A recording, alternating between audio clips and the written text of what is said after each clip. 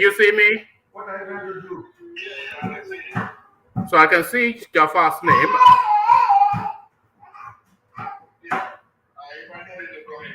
Oh, so do you want me to leave and then you carry on?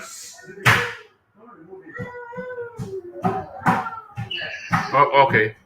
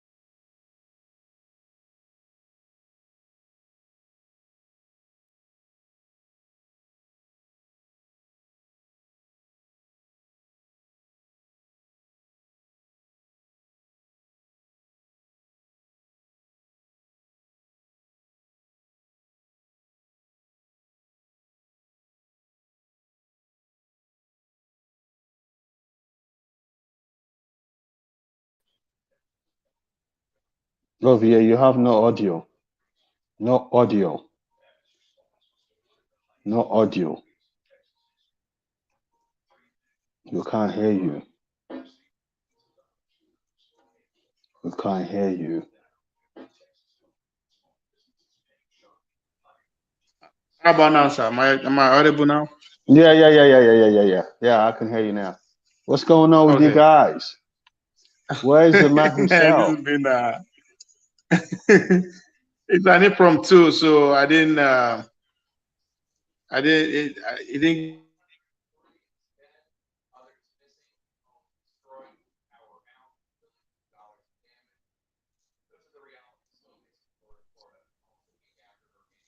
Hello, am I audible now? Yeah, you are, but you're freezing though. Your network is bad. Your signal is bad. I think it's the gadget I'm using. Are you the one hosting tonight? Yes. Okay. And You're so hosting, far but you don't it's have the right not. gadgets in place. Yes. Maybe by Oh. tomorrow I should be well equipped for it. Where are you now? I'm in Atlanta. Okay. Do you live in Atlanta now? Yeah, well, as of now, yes. Okay. I thought Jafar was online a minute ago. Jafar. Who? Jafar. Yes, Jafar. yes, I did, yes. Because I was trying to, figure out what is going on. So I sent him a direct invitation to see if I can see him, if it's going to Okay. work. Okay, Yeah, so you're because I gonna couldn't get hold of one man in are you time. gonna abandon the session then? I don't think so, unless I'll see how long I can hold on to it. I mean, I can't even read out what we're supposed to discuss because as soon as I get off the screen, it will appear that I'm frozen. Okay. Well, you're So I supposed to will be talking see. about you're supposed to be talking about Kanu asking for pardon from the president. Yes, that So that's what. one, and the meeting with the PDP board meeting with Wike sent me that one too. Okay. And I mean, anything within the political Okay. I think Thomas is breaking online news. right now. Thomas, are you there? Yes. Jafar wants to come in and Thomas is. Yoruba Thomas, are man. you there? Jafar wants to come in and And Yoruba man. Jafar wants to come in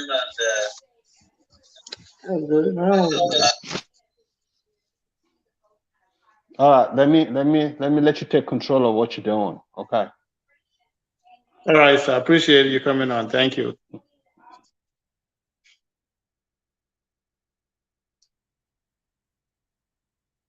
Jafar, are you there? You are muted. And Ola, Ati Yoruba president or not? I greet you. Can you guys hear? I beg, today we are going to do it, follow the normal protocols and normal rules, but I can't be one man. Where is one man? We are going to do it, follow the normal protocols and normal rules, but I can't be one man. Am I audible? Yeah, but with some echo. Yeah, echo from your background. If you can hear me, can you hear me? Can you hear me? Yes, I can hear you. Yeah.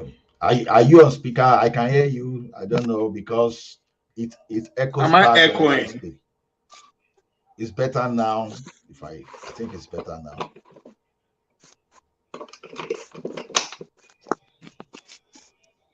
Is it better now? Yes.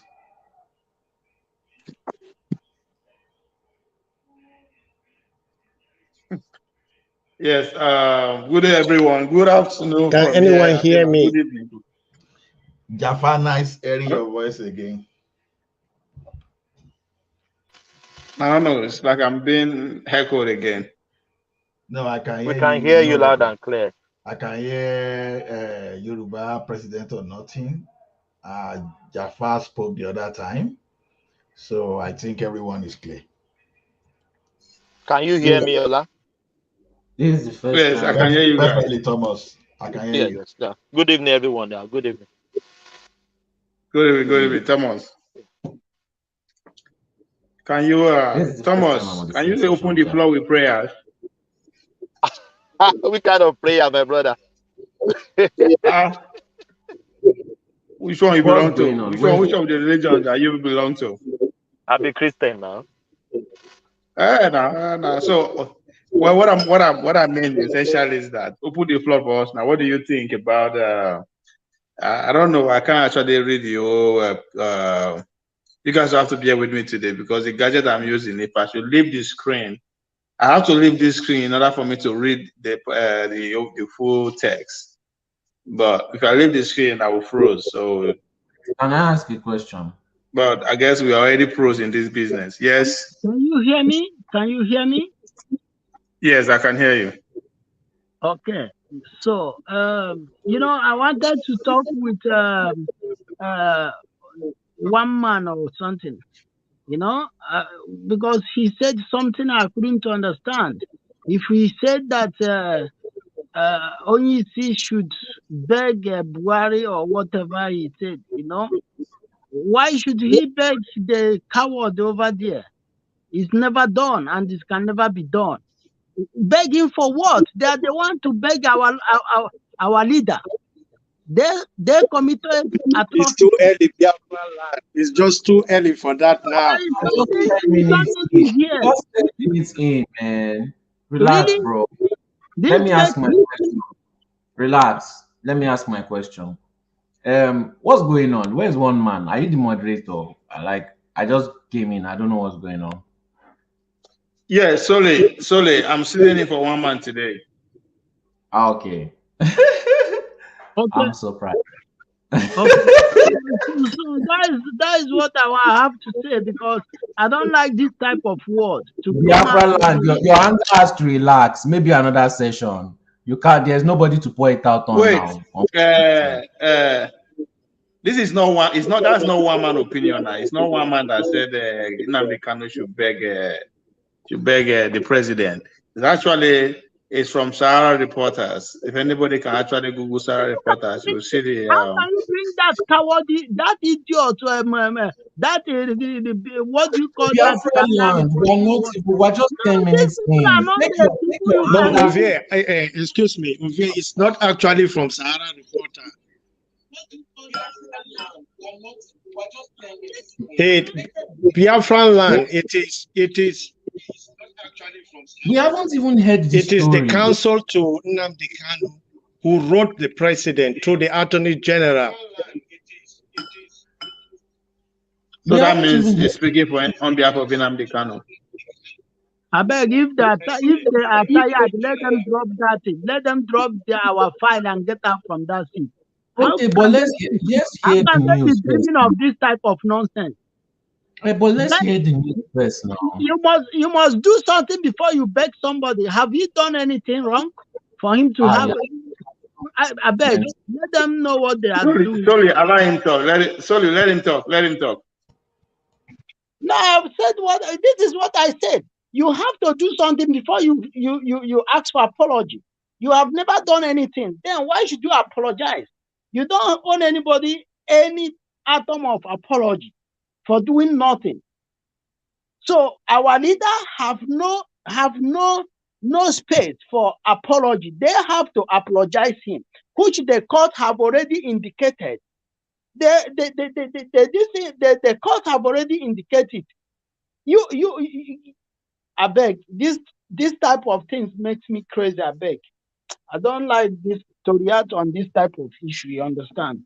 We have nothing to beg the coward over there. They have to apologize to our leader. That is how our people just take care of something that has no meaning to have, no place to take care of. This type of nonsense, I don't like to hear it, I beg. If they want to hold him, let them hold him. Let them hold him. They will later let him go because they are not holding just a kid. They are not holding a kid. When it's done with them, when it's done on them, they will be begging. They will beg. You will see it. Can I interject? Are you saying the Sorry, who's interjecting? The progressive. Go ahead. Sorry. Why do you keep calling him our leader? Is it not okay? My leader, I'm sorry. Because I don't know who is leading you. I'm sorry. He's my own leader. And I mean my leader because he's leading my own family. Me, my children, my mother, my father, my brothers, and my sisters. He's the leader of ours. He's our leader. So how is he your leader? What is he doing to be your leader? Even what he have done, my father have never did it. Yeah, what did he do? That's what I'm saying. What did he do? Are you blind? Even if you are blind, you never see all these blind people singing for him. If you are deaf, you never see deaf people who are raising hands for him. Well, can we moderate the language, please? Because we can't say. See, when we are in the public forum like this, I think we should be good example to people, and we should mind the type of language we use. So there's nothing wrong in someone coming out to challenge your opinion. And I think when you try to respond to the person, it is always good to be respectful. Please let us mind our language so that we don't unnecessarily set the forum on fire. People are supposed to learn from us, and when they are going to learn from us, they are supposed to learn good things. My opinion for now. Even in a family, you have mad people, you have people knowledgeable, you have people that is honorable. So don't expect you will be coming here or you will be here and you expect everybody to be like Hello, good evening. Please, can I interject? Go on, my brother. Yes, go ahead. Okay, thank you. Good evening, everyone. Please, concerning the talking points that Nnamdi Kanu begs Buhari for his release. I just listened to you. I think that's Ovie, right? I just listened to you. You said it was from Sahara Reporter. So I just went there now and I read it. I didn't see anything like him begging the government. So I don't know how come the headline is different from the content. I just read it now because I like to talk with facts. So I don't know if another person can go and read and see if maybe I read something wrongly or. No, So I don't know if okay. the headline This is is I'm twisted. here. let me. I'm also there. You are I'm also Hey, there. wait I'm not now. saying anything. You are right. I'm Ovie, also You there. are right. I think it's because I didn't read it. If I read it out, maybe you understand where I'm coming from. That's pretty much a metaphor. It's not that literally. I mean, you know that is not going to happen now. Either of them is not going to. None of them is going to beg each other. We all know that. But that is not to say that what the lawyer is requiring for cannot be interpreted that way. If you are saying we should look for a political solution, I mean, which is to be fair to him, that is what the honor agent too have been calling for a while now. Hello. So I mean, it can easily be interpreted that yes, you are looking for other solution. You can interpret it as begging, but don't take it literally. Okay. I don't know if I Thank you for the Okay. clarification. I Okay. I have a understand quick that. question, gentlemen. I have a Hello. quick Can we question. I have a quick can question. we let Ovie read the story? Okay. Please. I'm sorry, I can't. I'm not. If the guide I'm using will not allow me to do that. I don't want to. Use your If I phone. get out of the screen now, my froze. Use your My phone. freeze up. And Ovie, can't you but use your overall, phone? I think we understand what the article is trying to say. What just like the earlier speaker said, it's actually the Kanu legal team Is that it have been frozen? calling for other way of resolving the issue rather than going the legal way. Can we settle out of court? Can we do it politically and all that kind of stuff? So that's actually what he's asking for, and I think it's not the first time So be that kind sincere. of an idea has been put forward. And on ISA, as a social group, has been saying that all along. So And I be think a number sincere. of also Nigerians are also called for that the matter should be looking to in that direction politically. So be sincere, my brother. Go ahead. Go more far to check this thing. Our lawyers can never say that. IPOB can never say that. DOS can never say that. No, no, no, no part of Excuse me, Biafra Mr. story. Biafra Land. Mr. Biafra Land. I think you're working yourself up. Please go and read that thing. And you don't need to worry yourself about this thing. They are just playing, they are just playing with your head. They are just trying to provoke a conversation, which is a very healthy thing. But don't work yourself up, please. This is how the platform works. They are just trying to stir up conversation. That's it. Don't take it personal, please. Okay, no problem. No problem. Man, thank you for your understanding. I mean, it's good to know that Yeah, but Nnamdi Kanu still have a passionate sorry, followership like Obia, this. I want to quickly interject, please. Go ahead. Thank you very much. I don't understand this whole thing as if were there not people begging on behalf of Nnamdi Kanu from time? A lot of people, a lot of different groups, a lot of different individuals have already been doing this begging, this pleading on his behalf. So just the fact that he hasn't done it personally himself doesn't mean that they are not seeking this political solution to the whole issues.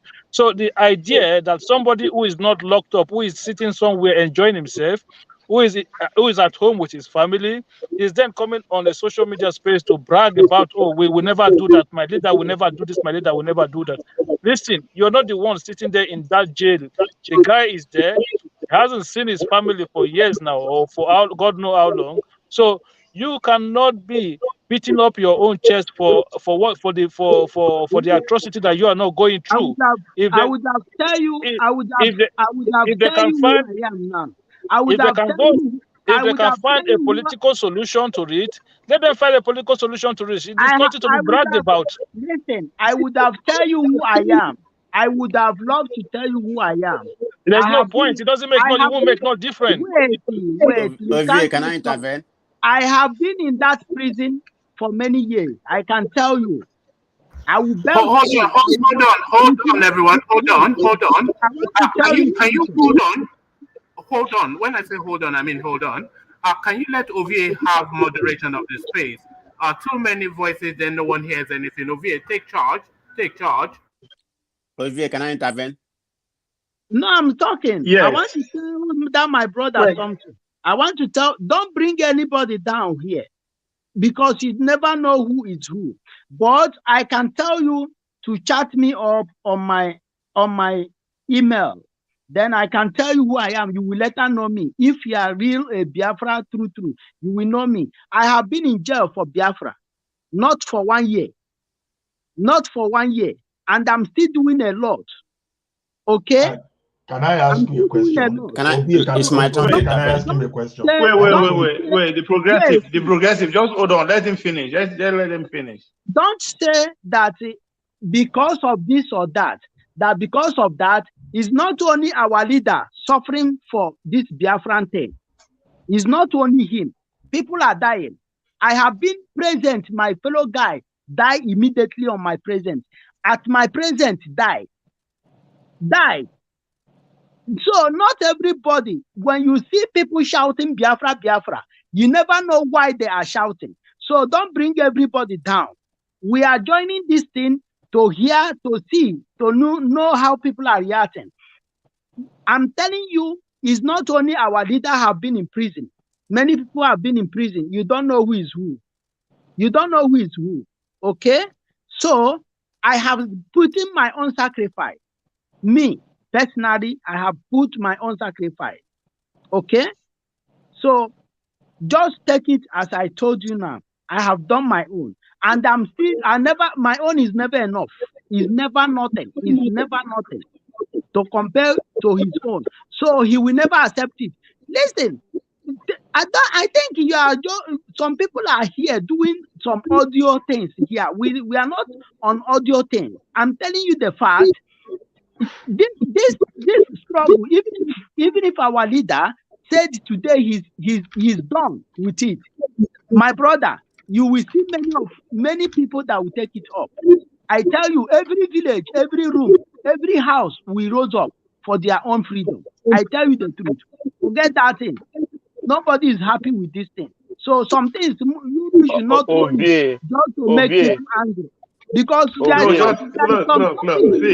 some topic he can't go on forever. Let him hear his mind out. Then we'll continue. Yeah, there is some topic you will bring out. Even somebody will have high BP. It's better you shoot the person than the person to see that type of headline. There is some headline that brings high BP immediately. I tell you, like this one now, this one blows somebody's brain. I swear to my heavenly Father. I tell you, if I couldn't log in this program, I don't think I would have slept this night. But God bless that person that told me now that this thing is just something like that. Because if it's real, I will not sleep. I swear. Biafra land. Let me ask you one question. I'm happy that we are making your night already. We are going to sleep like a baby tonight. But please, can you just endeavor to like and share this share the platform? Can you like and share the platform? At least we are making your night. I do that immediately. I do that. Yeah. So the whole point, I'm happy that at the end of it you understand that the whole point is to strike a conversation. You understand? Nobody is saying that Nnamdi Kanu will go and start begging anybody. I mean, it's not what we expect. But it's just a metaphor to see how we can strike the conversation. But I'm glad that you actually bear your mind out. Mr. Progressive. Let them not go that way, I beg. Even me, when no be anything, I no go feed you. Make you know do I beg. Can I intervene? I beg, no get at that. We want me to come back tomorrow. Mr. Progressive. Go ahead. Yeah, brother. Okay, brother. Thank you very much. Listen, for me, I don't understand. Wait. Sorry. Before you go on, understand that at the end of the day, this Biafra land, you understand that it's just a conversation. So I better no go there again, so that the conversation will not be going on and on. I said, God bless who clear me now. Finish. That is my own. Oh, so you don't want the conversation to go on, but at the end of the day, Mr. Akim, I beg, wait, make I take my amen. No, he say God bless me. I beg, wait, make I take my amen. Mr. Akim, your body they hurt too much. Gives me high BP. I'm always watching things. I'm on it. I'm here. I'm watching things. The headline makes me to log in. Ovie, can I intervene?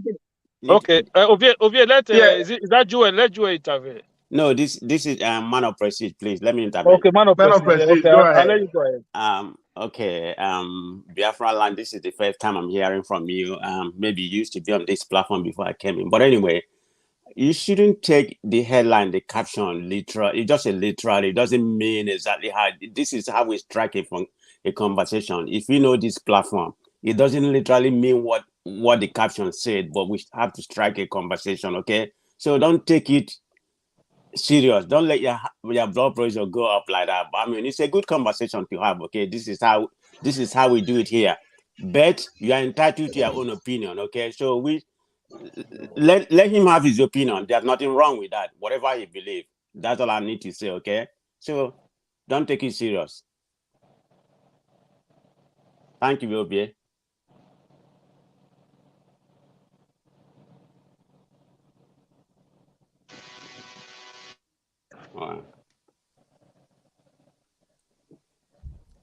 Ovie, are you there?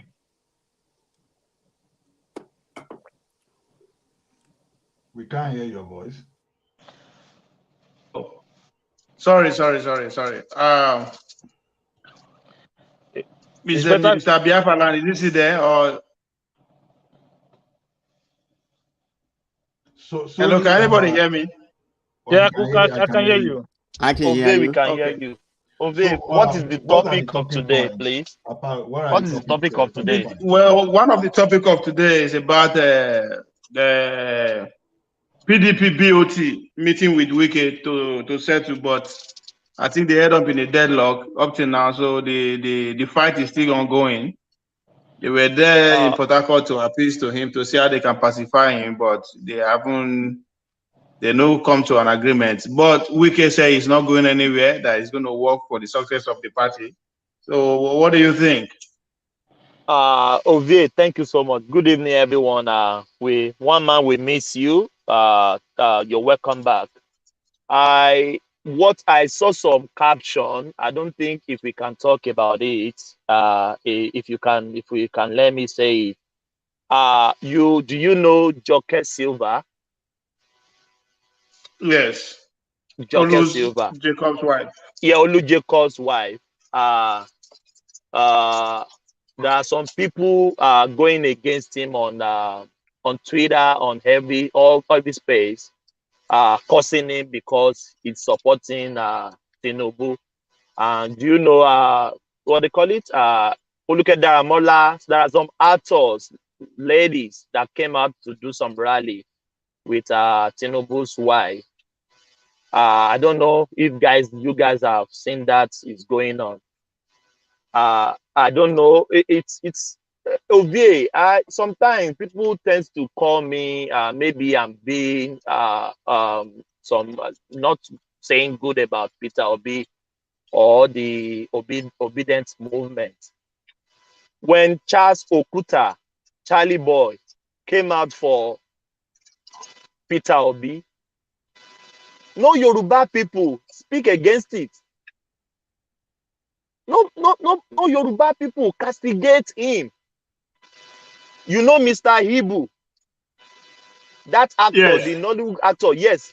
He's supporting Peter Obi. I saw him in the campaign. Nobody castigates him.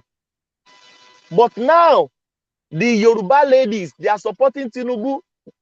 All Twitter, if you see how they are cursing this woman, they are cursing his husband, that what is he doing at the rally? He should be taking care of the sick husband in the house. This is just this hypocrite that normally piss me off every time I saw this thing going on. I don't know, maybe you guys have seen it. Maybe I'm the only one seeing it. It's something he has to be addressed. Ovie, everybody listen to me. Everybody have the right to support whoever they want to support. When the Nollywood actress and actor, the Igbo ones came to support Peter Obi, Yoruba people never castigate them that they are supporting Peter Obi. But now the Yoruba ladies, they are supporting Tinubu. Now They are castigating them. I don't know. It's just that's what I saw. Maybe we can speak about it. I Can I don't say know. I something? don't know. You can Okay. speak. Yeah. Let me say something. You know, no matter, this is my point of view anyway. No matter how much you keep on saying logic, no matter how much you keep on saying what happened, you know, there are always hypocrites that are going to deny this thing. They are going to pretend like there was a reason or this one, just some excuse. I feel like you just have to get used to it. You know, whoever is going to win will win. And imagine the look on the faces of all the people doing the insulting when they lose. You know, you have to keep calm. If you know you are going to win, don't care about the noise around. They are chaotic, they are going to end up chaotic. You know, stick with the results, stick with what works. If you speak too much logic to some people, they will just insult you. That's just how they are. Hypocrites, you know, they are everywhere. All the countries in the world, all everywhere has hypocrites. But what matters is who wins, you know. So you can't let the noise bother you. Can I Okay. say something? Can I say something? Can I say something? Can I say Right. something? You see one thing, Thomas, you spoke very well, and Soli said, truly, there's no way you can stop people from saying whatever they want to. But you know what I've been able to convey to people over time is this. I said, look at these three candidates, major candidates. You see, one thing is this: we have those people that everybody will say, "Oh, Tinubu is a crook," confirm. And I don't think Tinubu has ever come out that and debunk it that it's not a crook, right? Atiku, we know is a certified crook too. And Atiku has never come out to say, oh, I'm not a crook or I'm not corrupt or whatever. But we have a particular candidate that is saying is holy.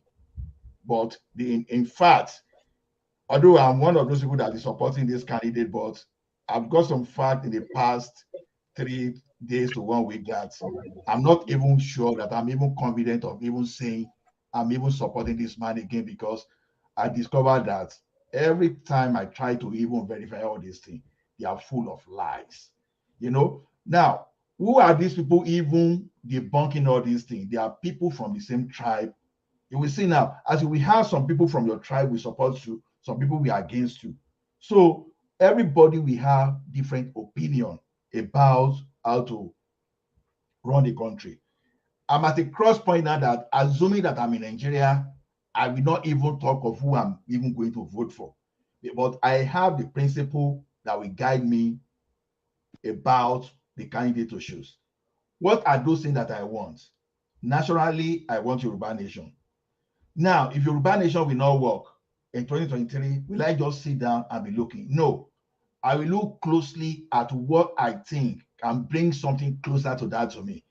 You see, all these phrases they've been using. I've seen a lot of interview where they ask these guys, because I keep saying, forget about it, forget about all this story. Look at how Buhari deceived everyone in 2015, for example. Oh, this man kept money in he doesn't steal.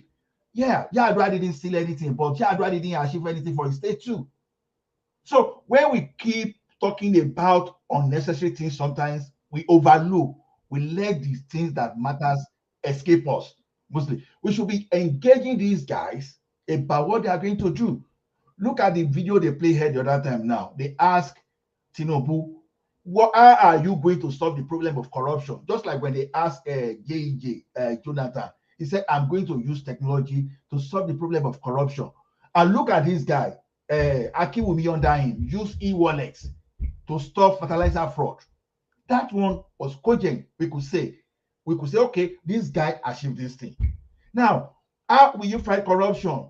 Someone was talking about toll gate. I was angry because this is a candidate that I'm supporting. For example, he was supporting about toll gate, all those stories. And the person that we are saying is sick, his brain is still not sick, is telling you that he's going to introduce credit system.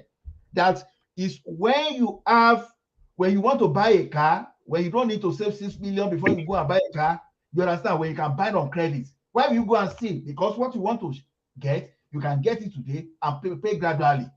Now, when you see the content about all those things, okay, someone is telling you that cassava and a girl this thing. Have you ever? But Baba, that is a wrong concept now. Wait. Even if it's a wrong concept, you can tackle me, right? Now, someone is telling you that it's going to give you gari, cassava, all those things. We have farmlands that S-men are chasing people out from now. Before you can get cassava and ewa and abado, it simply means that you have to provide security. So in that cassava and ewa economy already, someone is already telling me that I will give you security, I will give you jobs. So when you talk of this credit economy, do you know how much job will be involved in credit economy? Someone must produce before you buy something on credit. So those are the things we should be analyzing rather than, oh, he's sick, we cannot find him, and so on. We thought we should just shut up. Can I interject, please, if you don't mind? Okay. Sorry, my brother. My brother, you would have just told us that you're just indirectly supporting Tinubu. Would have been better off than this. This your backyard. This one they go through backyard. Your opinion. How many times have I spoken against Tinubu? You all pass backyard, catch us. We don't want to. So listen, what I'm trying to say is this: here, I support what my other brother said just now. And I've always said is that those people who call themselves, who say they wanted to change Nigeria, who say they wanted to take Nigeria back, who say they want a better country, but they do not understand that part of having a better country is having the rights of citizens.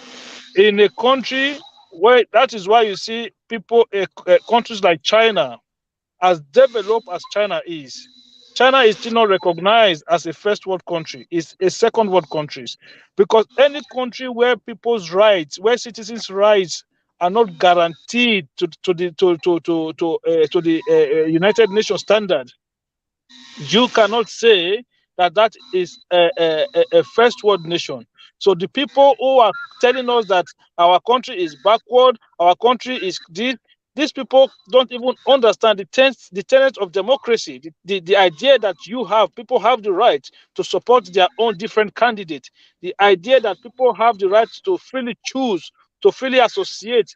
People will tell you, who are those people who are still supporting APC? APC will always have supporters. APC is a political party, just like the Labour Party, just like the PDP. People, look, even if it's the worst party on earth, you will always have somebody who I don't know people that found the party. So I don't understand. So it's difficult to engage with some of our people who are telling us that they live in the Western world, and they will tell you, you that is living abroad, you are supporting this, you are supporting that. No, you yourself that you are criticizing somebody for exercising their rights. You too, you have your own issues. So Can I say something, please?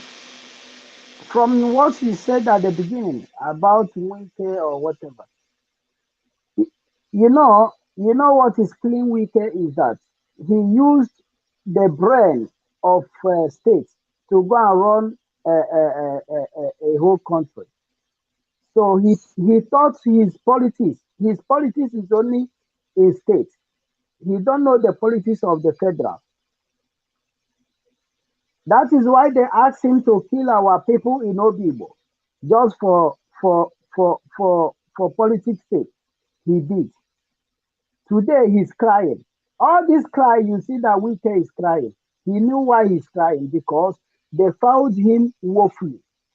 They found him woefully because he thought he will be the vice president. Now no one comes to his aid, to his side. No one. That is why he's crying, doing all this nonsense he's doing. For the fact he killed our people, he's going nowhere. He killed his career. And he want to toil with Northerners. You don't toil with all these people because they go with Britain. Then that is why they know him as somebody who can, even this man you call Wike is deadlier than Atiku. What Atiku did to Obasanjo, this Wike will do more than that. And Atiku knows him. That is why he can never accept to work with him. So for him to kill the Biafrans, that is where he finished his career. He has no political this thing again. He's gone and he's gone forever. But thank God that Biafra will be here next year. So he goes nowhere. I think I kind of agree Sorry, with can I ask you. a question? Wait. Can I ask a question? Let me. I agree with you at the I beginning will when you answer said that you. Wiki. When you say Wiki does not understand the national politics, and Yes. I think not a lot of people will say that, but I totally agree with you that yes, when it comes to national level, the guy totally blew it. He has a chance. You see it clearly, but he could not, make it come true based on his lifestyle, as a lot of people will argue. Yeah, he wants But I to think go with I do. But he wants to go Yeah. with Igaragara because of the promise they gave him at the back. He wants to use it to move, but he don't know that all these things are jumbo. They are jamboree. That is exactly what the oh somebody wants all to right, say let me something. allow Biafra land. him You to said target. that. All right, You Please, said who is hosting the show today? now me. Okay, Lieutenant. Our Biafra land. lieutenant. Bá sọ fún yín pé lieutenant ni ẹni máa ń gbọ́ àbí ẹ kí máa ń gbọ́. We don't see am now. Biafra land. Sorry. My brother. Question. My brother. You said Biafra is coming next year. How is that going to happen? It's by the grace of God and by the pushing of us. I answered you. If you like, you laugh. Obi, no It's one not laugh, my abi. concern. It's not my concern. No, Okay, he can get I the say question. something? Believe nothing about the grace of God. So that is what he believes. I can't argue with that. I can't. Biafra land is an interesting person. Very interesting. You see one thing about what Nigerians see. It just my opinion. Let's look at it this way. I want Yoruba nation, you want Biafra. Can we realistically achieve this thing next year? We are in October already now. My brother, listen. Can I answer you? Listen to me. I was talking with somebody today. He said he want to come back to Nigeria this Christmas, but he don't have money. I told him when you work towards it by God's grace, it can work. It's not by your power. You have to work on it. Then God will now assist you. You don't go one place and fold your hands and be waiting God to answer your prayers. Go and work, then you pray. Then God will answer your prayer. It can work, it can happen on 24th of December. It can happen on 24th of December. Okay, from your statement now, before you can achieve something, you act, right? Yeah. Now, Why is it? Wait, the I want to same way. answer you. I want to Wait, answer you. I I want to got answer your you. point. I want to I answer you. got I your want to point. yeah, I want to still answer you. Let me just give you, let me just keep some this thing, understanding more. Listen, you said in Nigeria now there are many political this thing, presidentials. There are more than 20 something, but we are hearing only but four. Let me say four of them. But three is the major one. And when you interview all of them, they are telling you we are going to march victorious. This one will tell you I'm going to march victorious. But at the end of the day, they need only one person. Right? Okay. But everyone is saying I'm going to march victorious. And that shows you they are working towards marching the victorious.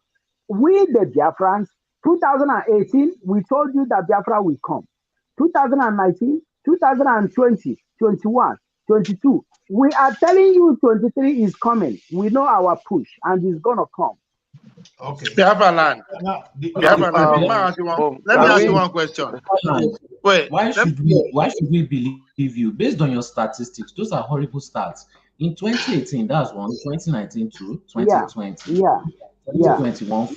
2022, 5. So you're telling us that out of 5 out of 6, we should take your odds and say, okay, Biafra. But anyway. Yes. Let me see tell you. Would you bet on those odds? You have your money in the bank. When you pay in, nobody asks you anything. Where did you bring this money? Where did you get this money? But when you want to withdraw it, people will ask you, this money you want to withdraw is too much. Sign this one, sign the other one. Bring Shorty, bring your mother, bring your father. Biafra or Oduduwa is not a small nation. This is a big thing to go out of Nigeria. So you don't expect it to come out easy. You need push. You need hard push. Can I interject? So yeah. All right. Biafra land. My own comment is this. When you have your major plan, you must have some fallback. You don't pull all that is plan B. Exactly. That is plan B. Now, see, regionalization, Biafra, Oduduwa, it has been something that even some of us were not even born since all this agitation actually started. Until today, our children are even about to take over from us and we are still fighting about it, right? So it's not what Biafra or Oduduwa may come, and all these things we are talking about may not even happen in 20 years. It may not even happen in 30 years. It may happen in 100 years. But then, while doing this thing, you have to focus and be very sure that you must live now. You must live the way it is now. You must survive now. It's too much for us to be believing of living now. Sometimes you do fasting. Sometimes you do fasting. Let me land. We are talking of 2023 now, for example. Why you are pursuing Biafra and why we are pursuing Oduduwa Nation, we still know that some people will still live in that country in 2023, and these people will still give us a president whether we like it or not. Yeah, only you cannot be everywhere. There is one thing they sing. There is a song they sang. They said, "Make it on with it." It means the work, the divide work. Like me, I don't have voter's card. I will never have. Understand? It will not make me to stop my mom not to have her own voter's card. If she wants to go and vote, she can go and vote. Let them do their own. We are doing our own. That is me. Biafra my brother. Do you believe in Obi presidency? No, all of them can never. None of them can help anybody in Nigeria. Which promise are they giving you people that Buhari never giving you? Have never gave you people. Buhari gave you people nobody never believed from Buhari. But now what is going on? Biafra land. I know that you said Kanu won't go fit beg. I agree with you. But do you agree with me that his media team are looking for a political solution? I told you, listen to me. I said something before, but I don't know if you understand it. I said like me, I'm a security, for example. Somebody will not be a security. Even in a meeting, you have chairman, you have provost, you have this, you have secretary, you have everything one by one. Then you now get floor members. Everybody have his own duty to partake. If they want to go and beg them, let them go. That is their own. But the main body can never do that. If they do that, me personally, I will shoot me personally. I will do something terrible. It will not happen. But that's exactly what is happening now. They cannot beg. The media team are asking the presidency to. I am not there. What is media? Media is an information section, right? No. I say the legal team. Sorry, what I mean is the legal team. That is the legal team. How can they beg? Why they are in the court telling you why he should be released, giving you the quotation where this place is this chapter, this and chapter that is against this thing, and this one is against this one. How can they go back again and start begging? We should use our IQ now. We should use our brain now. They can't do that. If you tell me that there are other people working for that, that is for them. But if the legal team goes that way, it means they don't know their job. They have to fire them out. Finish. They can't do that. You cannot be a reverend father. Then you preach. Biafra land. Do you My believe in brother, Ekpa message? You believe in someone Ekpa? listen, anybody preaching about Biafra for life, I believe in him. As you see me, I believe in DOS, I believe in Simon Okay. Ekpa, and I disagree with Simon Ekpa sometimes, and I disagree with the DOS sometimes. But I'm working under DOS. All right. Thank you. Thank you. I will understand your passion and your belief in that, which is good. But stick around, I beg. Move. Let's move on Please, guys, to another person in case of guys, time. can you please give us OVA? Can you give us the storyline again for today? Because I think the discussion today has really gone to base level. I think we should try to Okay, step it up. I Please. agree No. some of you. I will go down now. Let me go and do my thing. God bless you All people. right. Anyway, You thank push you. to Thank put you. Thank our you. put our leader in prayers and put Biafra and Oduduwa in prayers. Let God take Okay. control. Man cannot do Thank you. anything. It's only God can do it. We will do the one we can do as men. All right. Man cannot do anything. Now only God go feed one. Okay. Yes. Well, from that, I move to Ola. Ola, are you there? I'm here. Thank you. Okay. I mean, I think you don't already, actually go back and forth with Biafra land about Nnamdi Kanu. So now, if they follow the PDP story, what is the latest happening in the PDP? You mean that Wiki and article something? Yes. Or what? Okay. Okay. Let me see if I can take it from another angle. What do you have to talk about concerning what is happening right now? Well, you see, it depends on the way you look at this thing. You and I, for example, we belong to the common people, and these people are the political class. Now, are we saying Wiki for his own effort and everything that he has put into that into PDP? Even though I agree, for example, that Atiku is one of the founding fathers of PDP, it is right for him to be grieved for the way they deny him. So for him to react that way, I think there's nothing wrong there. And I don't necessarily think it's about that Wike doesn't understand the national politics, for example. It's not about that. It's just unfortunate for that, for example, that he has a stronger person in Atiku that named that, took that in over from him. That's just the way I see that. And if Wike, for example, should even go get that ticket, for example, what it is chance? What is the chance against the like of Tinubu, for example? So those are the things that I see there. It's not as if Wike doesn't understand. It's very correct for him to be grieved. So I don't really see anything wrong in whatever Wike is doing. Yeah, I think it is normal, just like any one of us.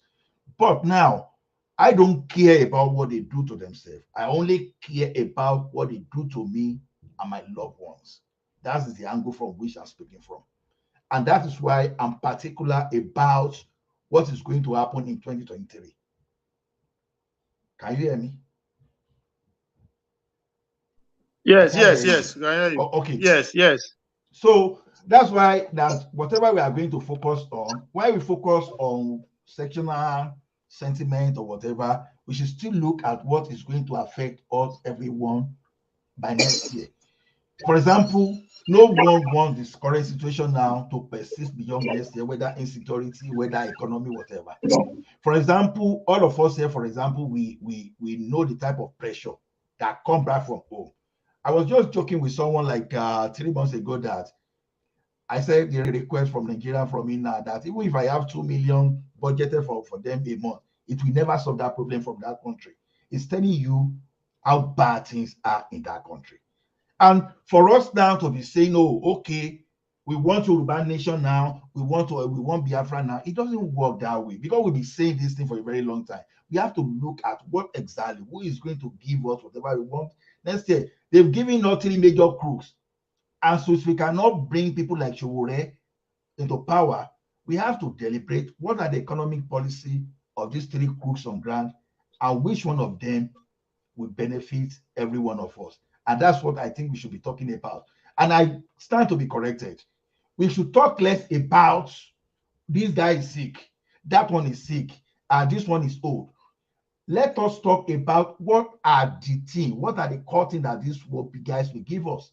Those are the things that I want to step on now, because before we know, we will do some kind of irrelevant fighting. At the end of the day, those people that will be there, they will be there. But Ola, in reality though, can we actually control the narrative since na competition and everybody get in man to support it and pretty much all rules are applied? Can we really control what? No, everybody has his own voice. Now, I just want us to know. So I cannot blame whosoever is talking. I can only try to say my own part to convince someone if I am able to convince. But someone that is saying, oh, this is what I want, I cannot stop because his own perspective. The person is looking at it differently from how I'm saying that. So I don't have power to say, oh, don't talk. The best I can do is to convince that, oh, this is what I feel we should do. So there's no way all of us cannot, those people that we cause someone that is supporting Obi, we do that. Those people that we cause, those people that are supporting Tinubu or Atiku, they will do that. We can't. The best we can do is when people are doing their things, like maybe they are doing ball, they can't do this thing. Those of us that we think we should discuss objectively, we should try to let people see the way to go. Who knows whether 1 or 2, 3 people we have a change of mind. But to say that, oh, those people that we call themselves, we call one another names, we don't have any control over that. So that I know that, like, I saw everything that is happening in Nigeria now. And I told my people, I said, do you know those people that we vote on that day? You will not even see them even making noises now. You will not see them outside. Maybe all those in Yaloja, all those Agbero that we see, they will keep quiet. They will strategize. On that day, we will know those people that will even vote. That's just it. If everybody can go out en masse and support their people, that's what they want. At least if for once we can even send signal to the political class that no, never again, start taking us seriously. Those are the kind of thing I want. And when we are doing this thing, don't let us be carried away and do like Buhari of 2015, whereby everything was just about clueless Jonathan without even knowing that the person we want to bring in, is this person going to deliver? So we voted someone out just to vote another person in based on sentiment. That's just my own point there. Ola. Yes, sir. Can I say something? It's Jewel. I just want to interject a little bit. You see, the politicians will only take you seriously if you are able to push out APC and PDP. Let's not lie to ourselves. That is the only time you have switched the political narrative forever. But if you have an Atiku and Tinubu, any of them wins, then you are still supporting the old order. So what they would do is that now if you vote APC and they win, you just voted the front of the coin. Then next election they will have to present you with the other side, which is the PDP. So for me, if you want the politicians to be afraid of what we've been able to accomplish as youth, as citizens, then APC and PDP got to go. Let us focus on the other parties, and that's the way I see it. Thank you. Yes, all right. See, Ola, agree with you. Ola, before you answer Joel, still on the issue of what to talk about and what not to talk about. What kind of game do you think Bola is playing? Because as from my own perspective, from where I'm seeing it, I think she likes it. He likes this controversial around his name, about his education, background, and health. Because whether I like it or not, everybody's talking about it.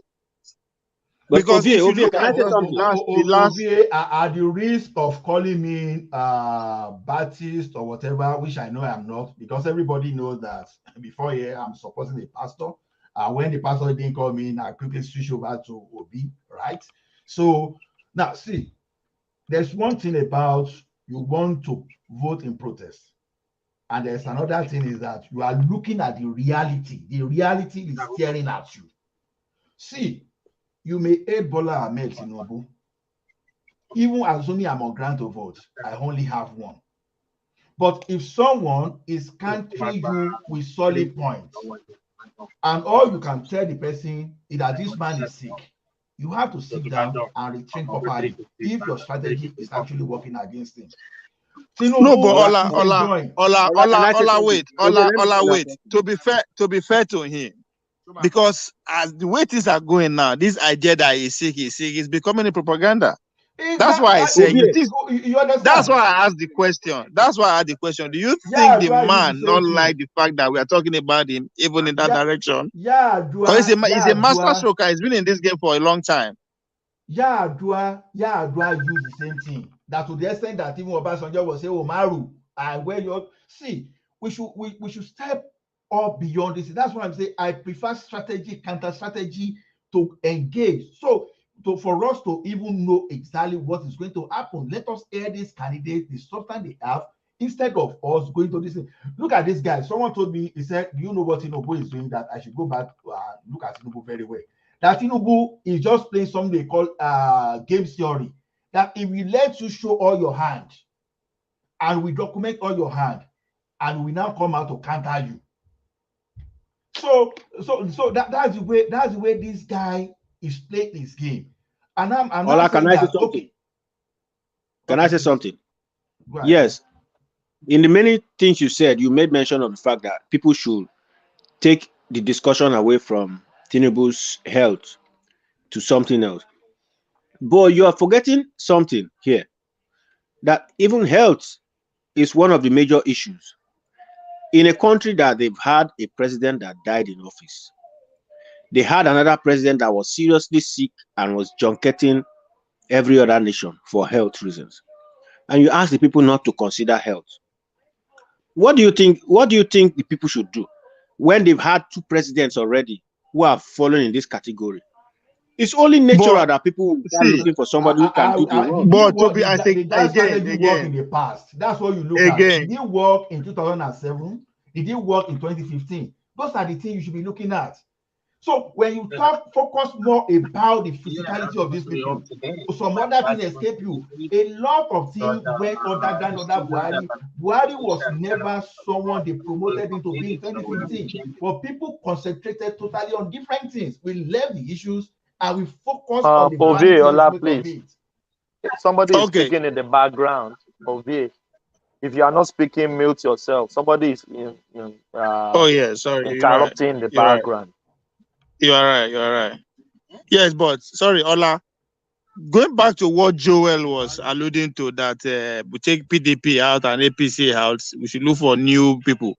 Is Obi and Konkoso actually a new guy in the system?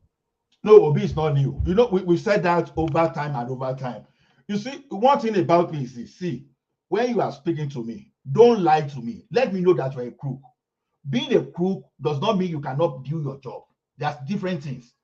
Now, for example, I'll tell you, people were saying, oh, Yar'Adua was never a crook, he was a saint. But because that guy died, the destruction that Yar'Adua did within the shortest period of time he spent as a this thing, we are still battling within it because he set some bad precedents that we are doing today. Now, when he started repaying, compensating criminality, some people saw opportunity there. They took arms against the state, and now they are now giving some people, they are calling the repentant Boko Haram and all those things. They are now returning there. They are now giving them amnesty. That word, they borrow it from someone. The little thing that happened in 2007, it has now become something now. See, look, when we are saying all these people are new, for example, don't forget that Obi will have become the vice president to Atiku in 2019. Are you saying Obi never knew that Atiku is a corrupt man? Or will Obi have just bust or lot over Atiku? They're all the same. But I have a reason, for example, that I will say, okay, Obi this thing.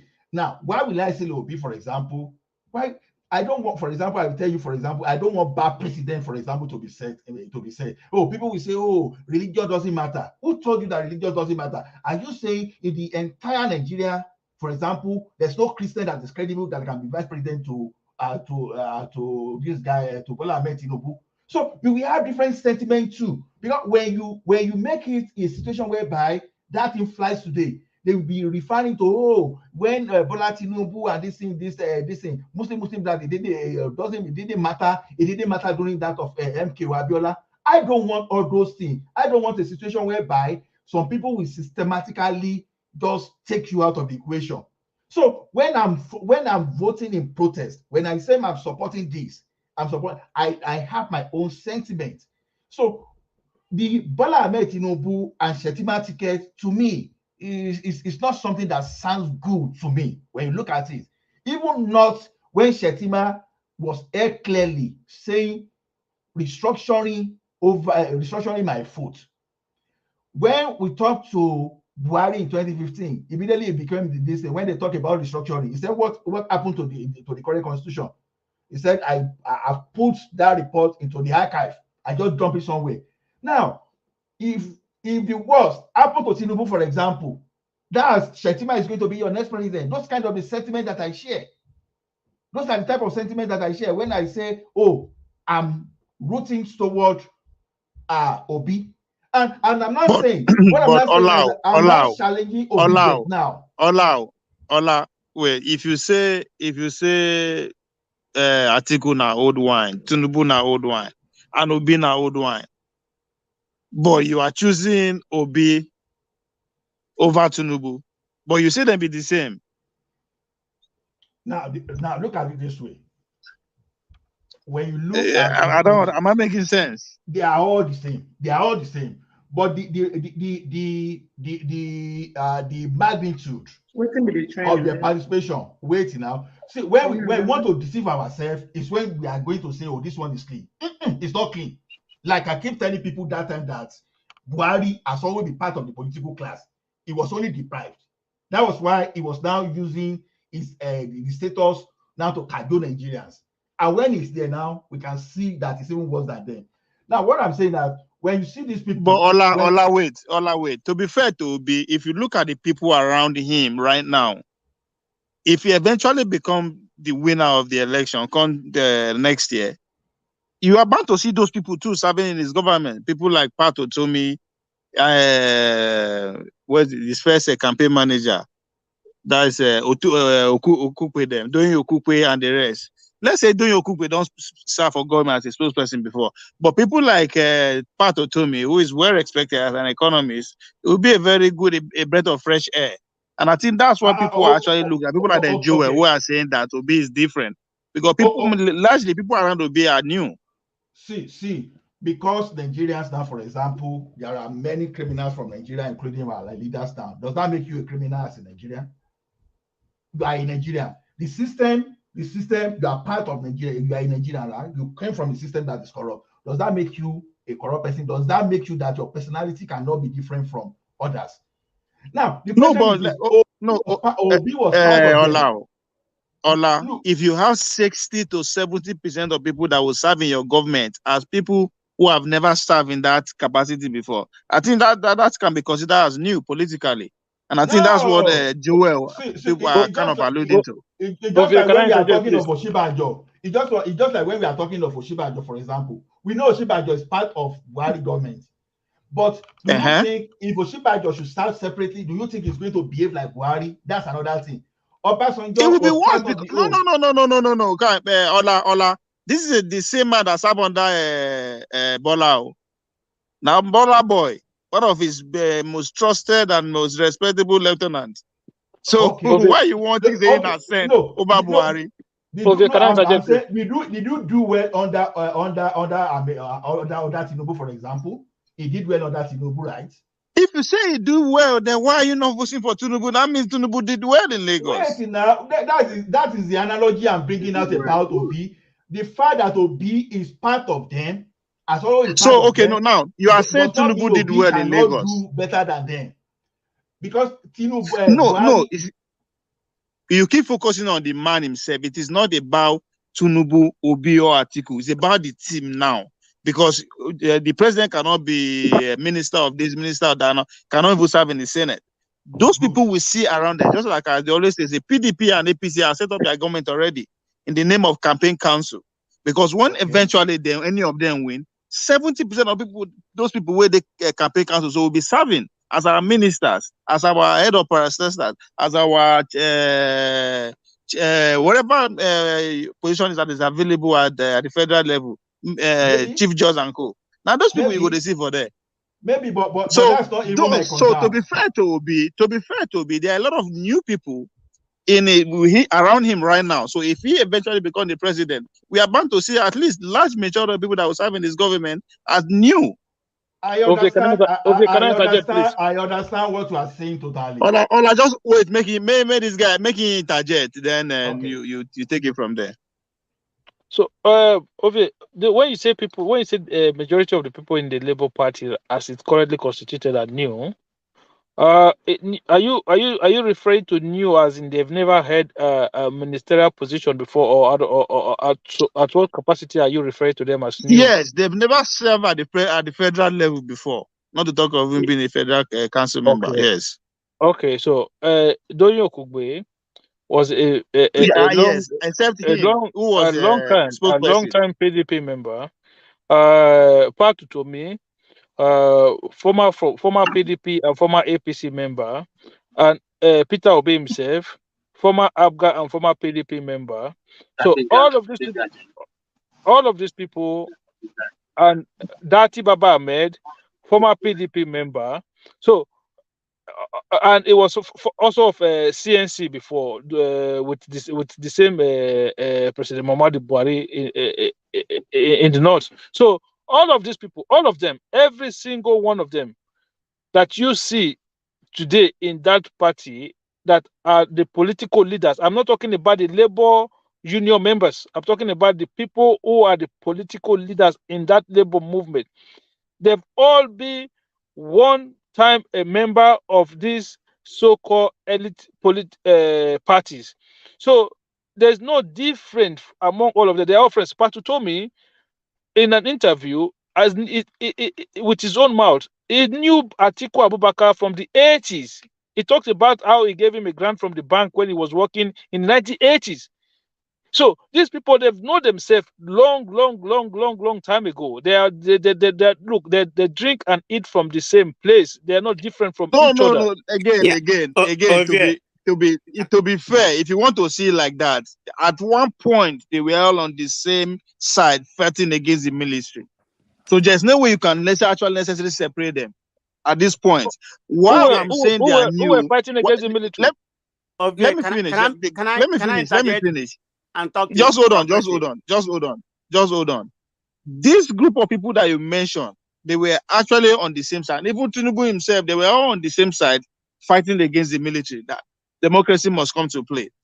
And again, even Pato told me that I think it's Kulata that said was former a minister. No, he was not a minister, he was an advisor at the age of 25, if I'm not mistaken. But what I'm trying to say is that these people have never had any significant position at the federal level, either a minister or in charge of any parastatal as it constantly constituted.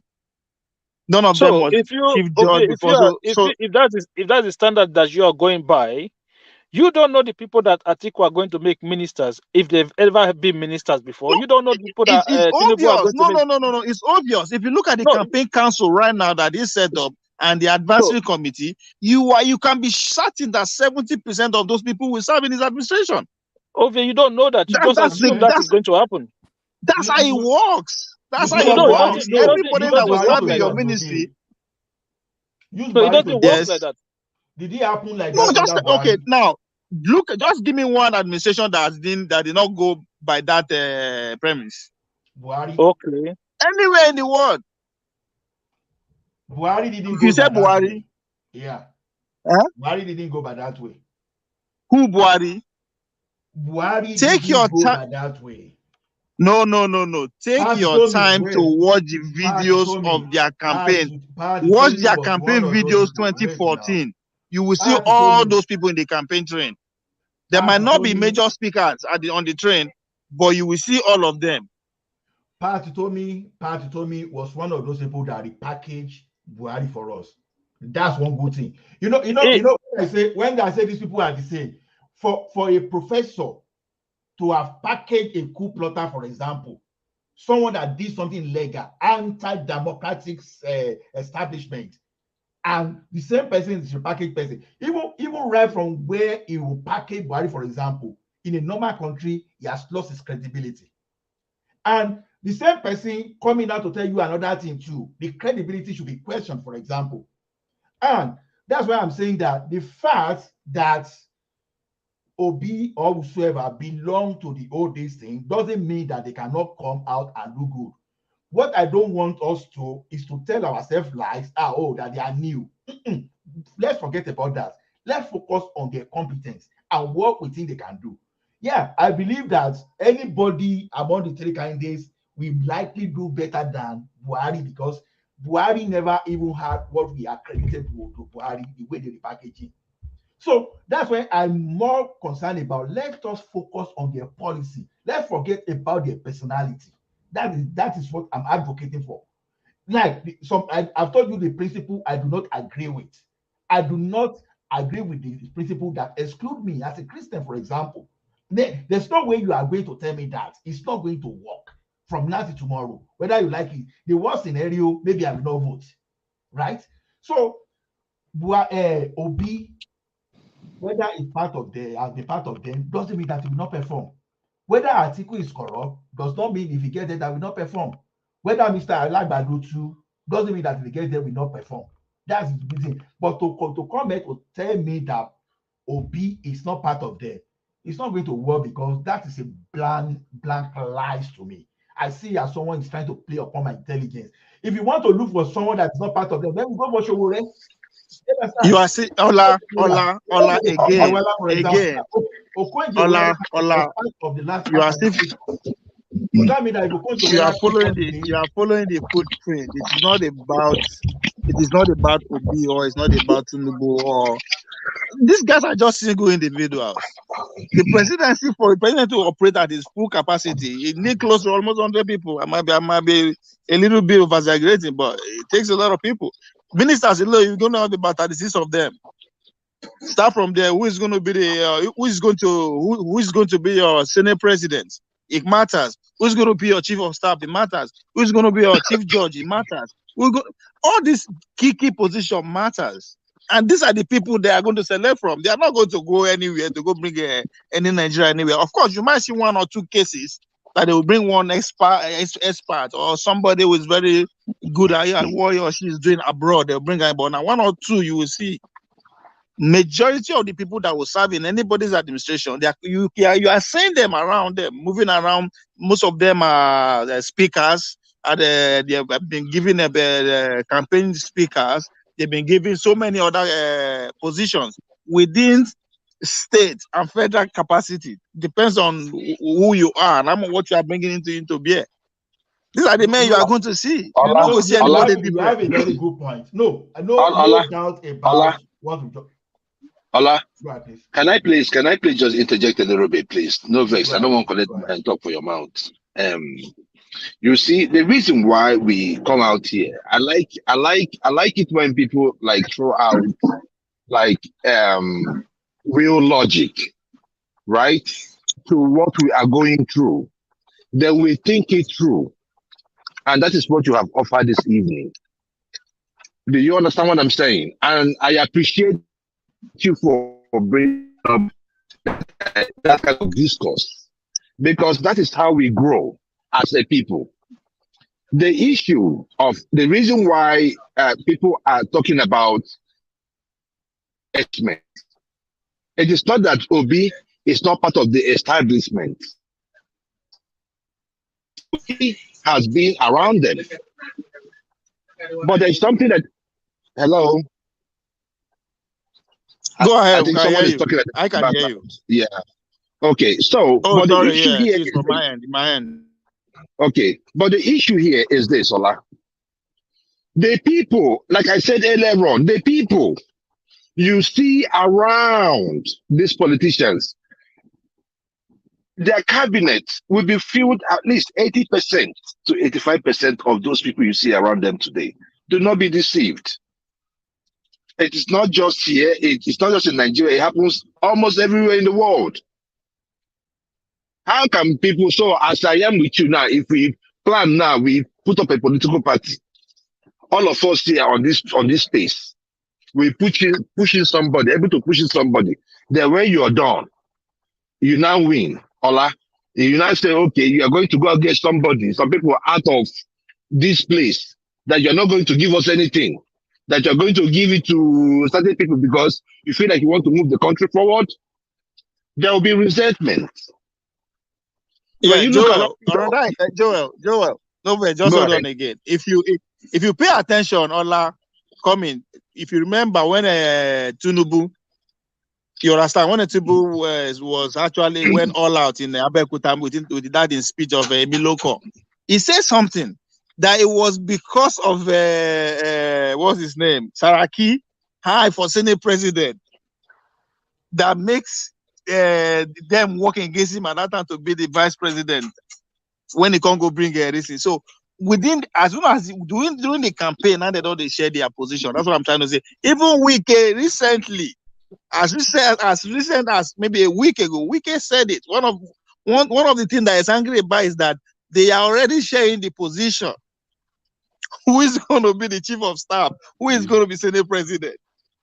So yes, just to retaliate what the Joel is saying, those people you see around, those are different. Those are not ministerial positions, man. Those are different. What you are comparing are two different things.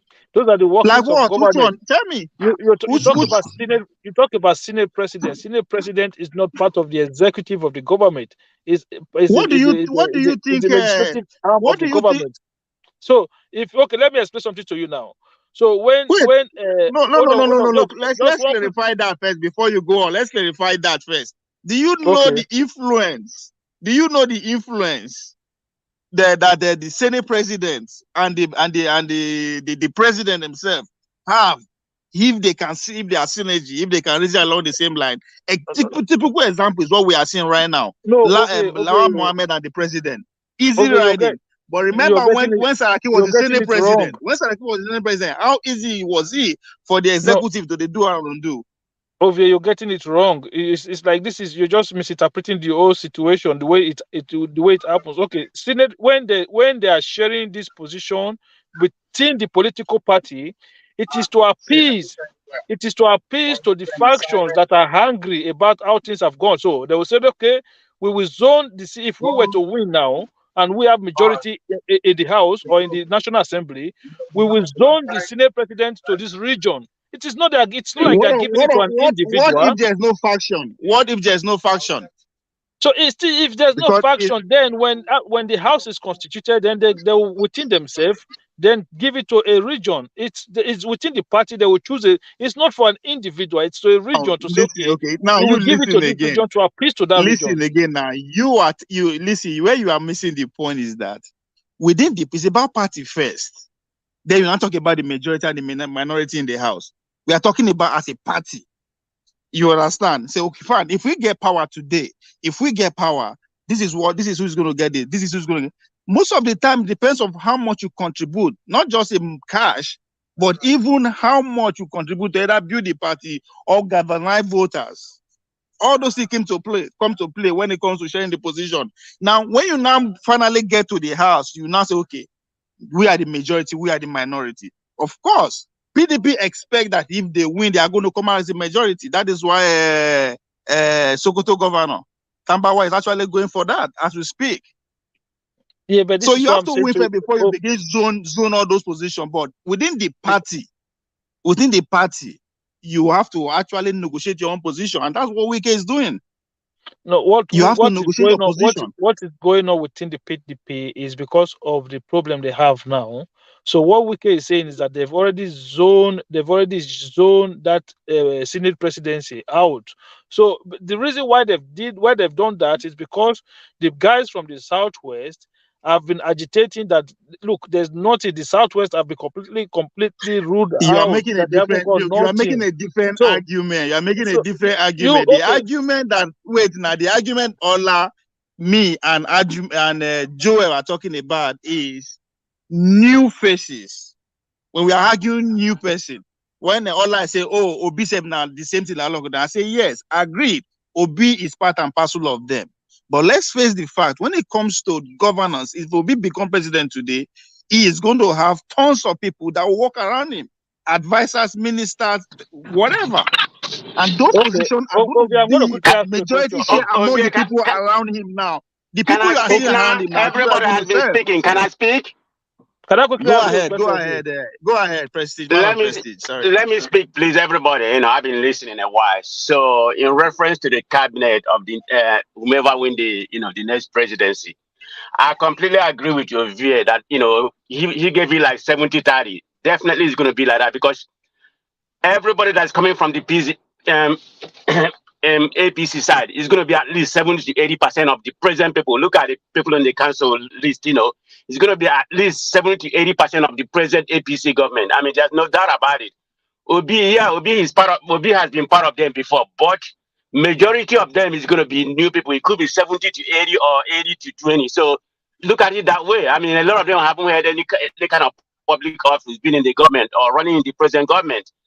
So it's definitely going to be in that way. That's what I mean.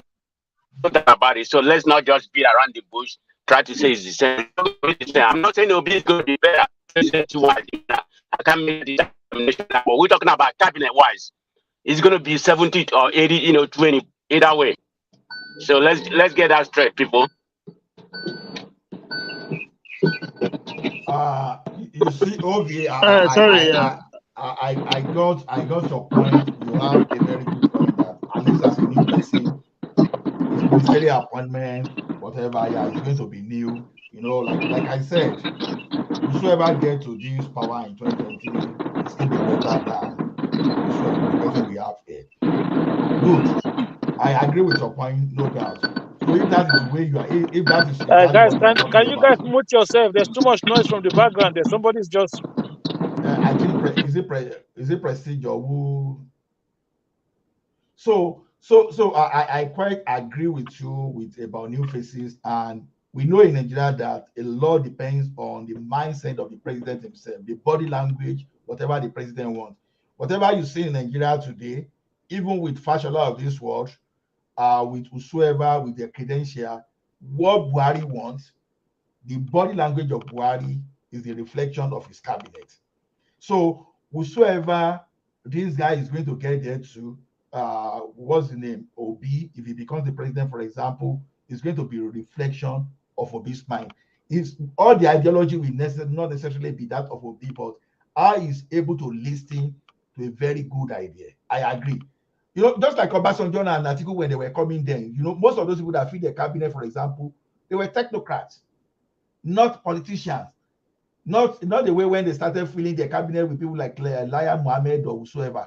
So I can agree with that. So now let us keep talking about policy, which I agree with you now. Easily you convince me with this point. Those are the kind of things that I want to hear.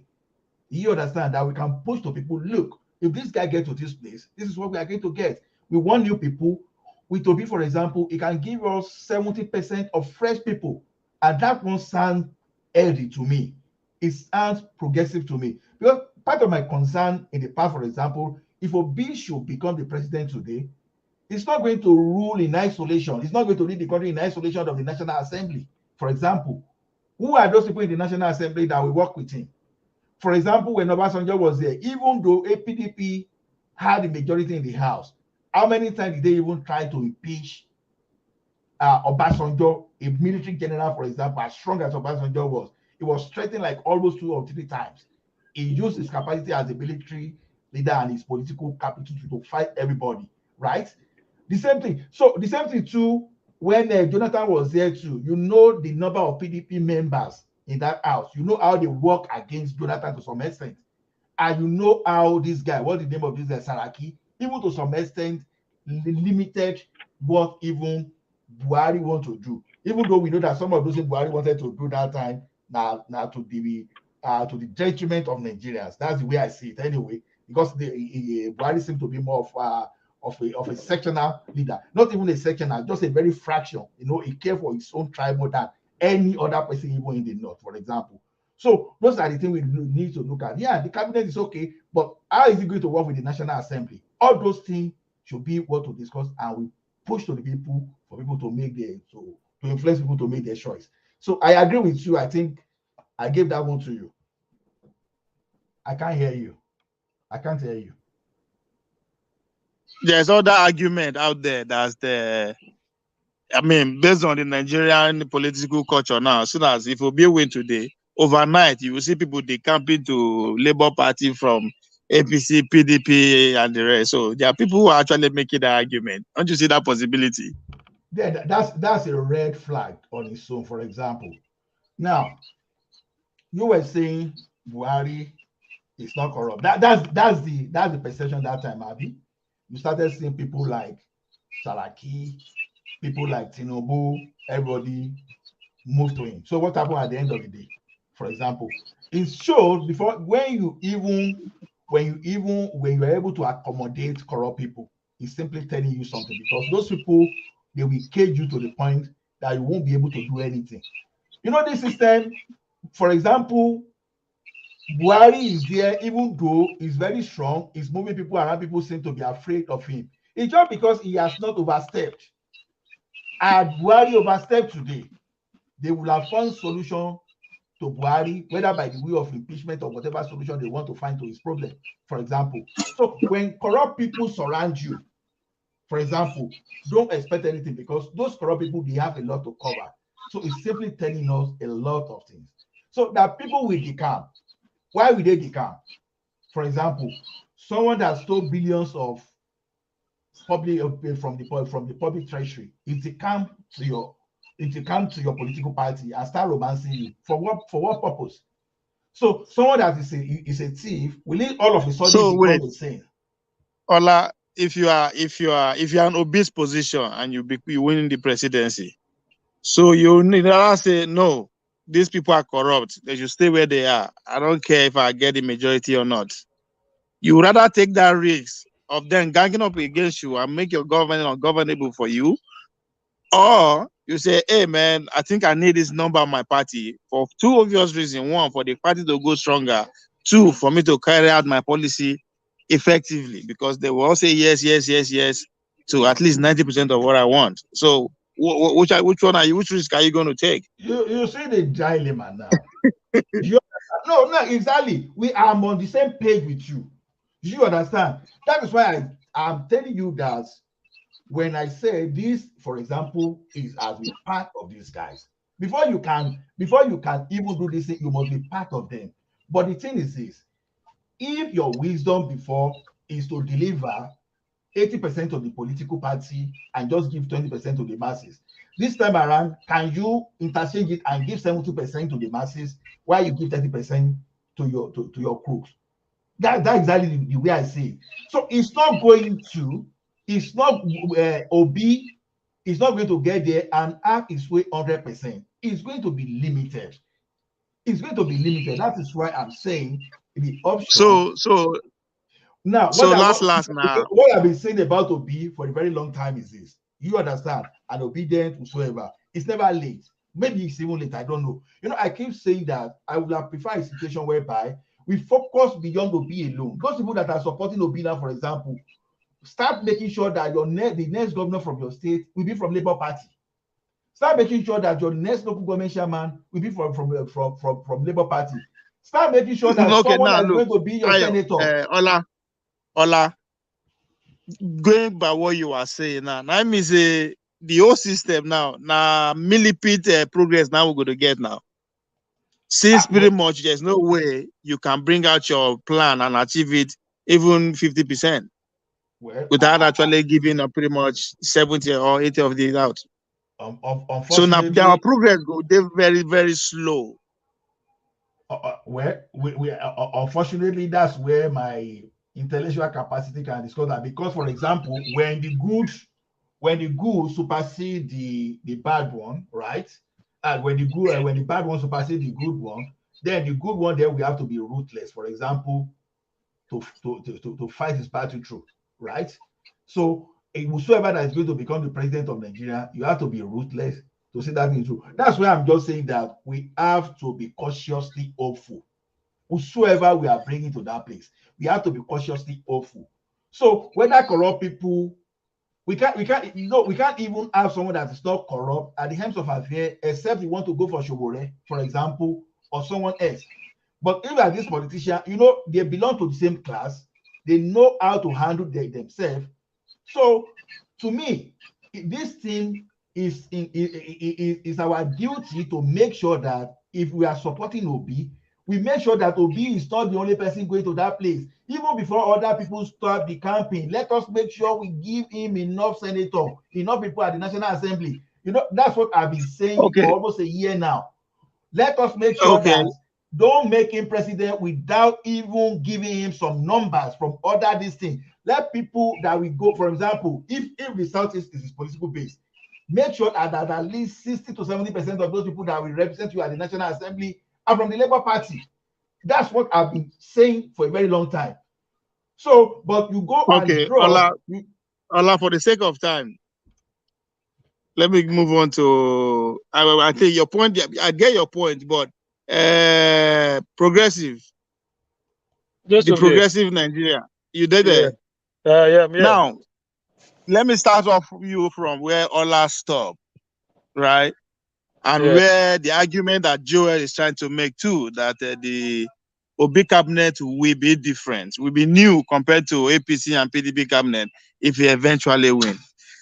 But Ola also make an argument that if he eventually win and it becomes like that, there's no way he can escape the House of Rep and Senate. Either way, he had to compromise.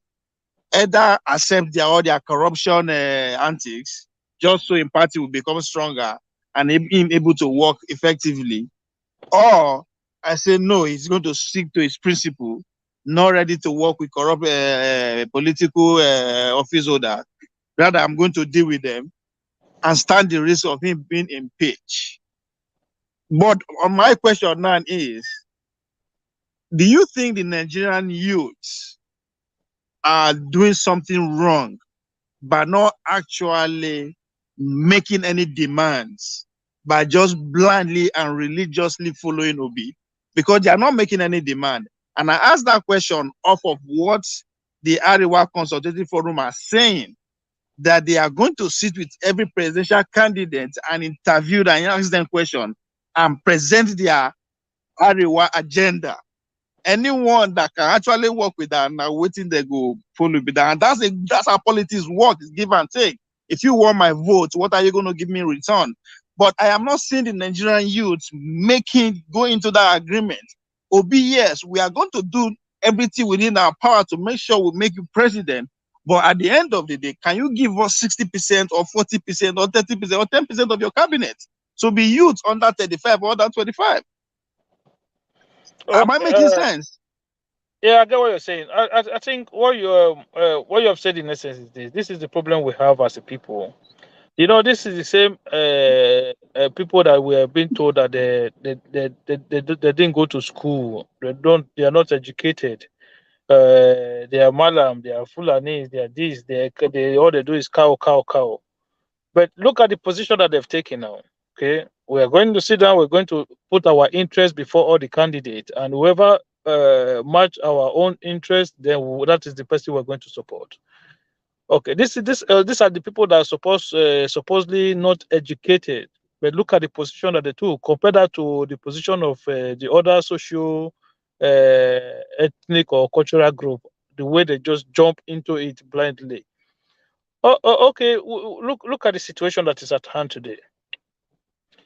Instead of us as a people to be honest with ourselves, to say, look, we have a problem as a nation. How do we solve our problem?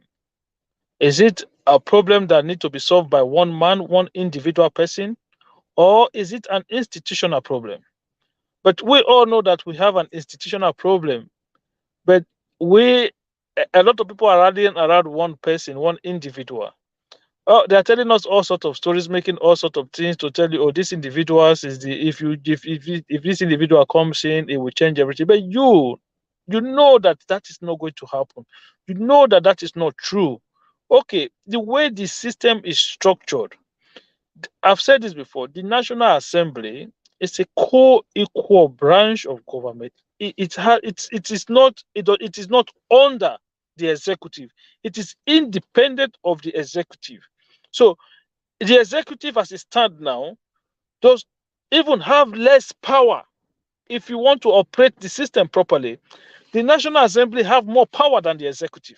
So the idea that one person would then use whatever power to oppress the lawmaker, it will never happen. It's going to be the other way around. It has always been the other way around. The lawmakers always get whatever they want. Okay, I'm going to tell you something.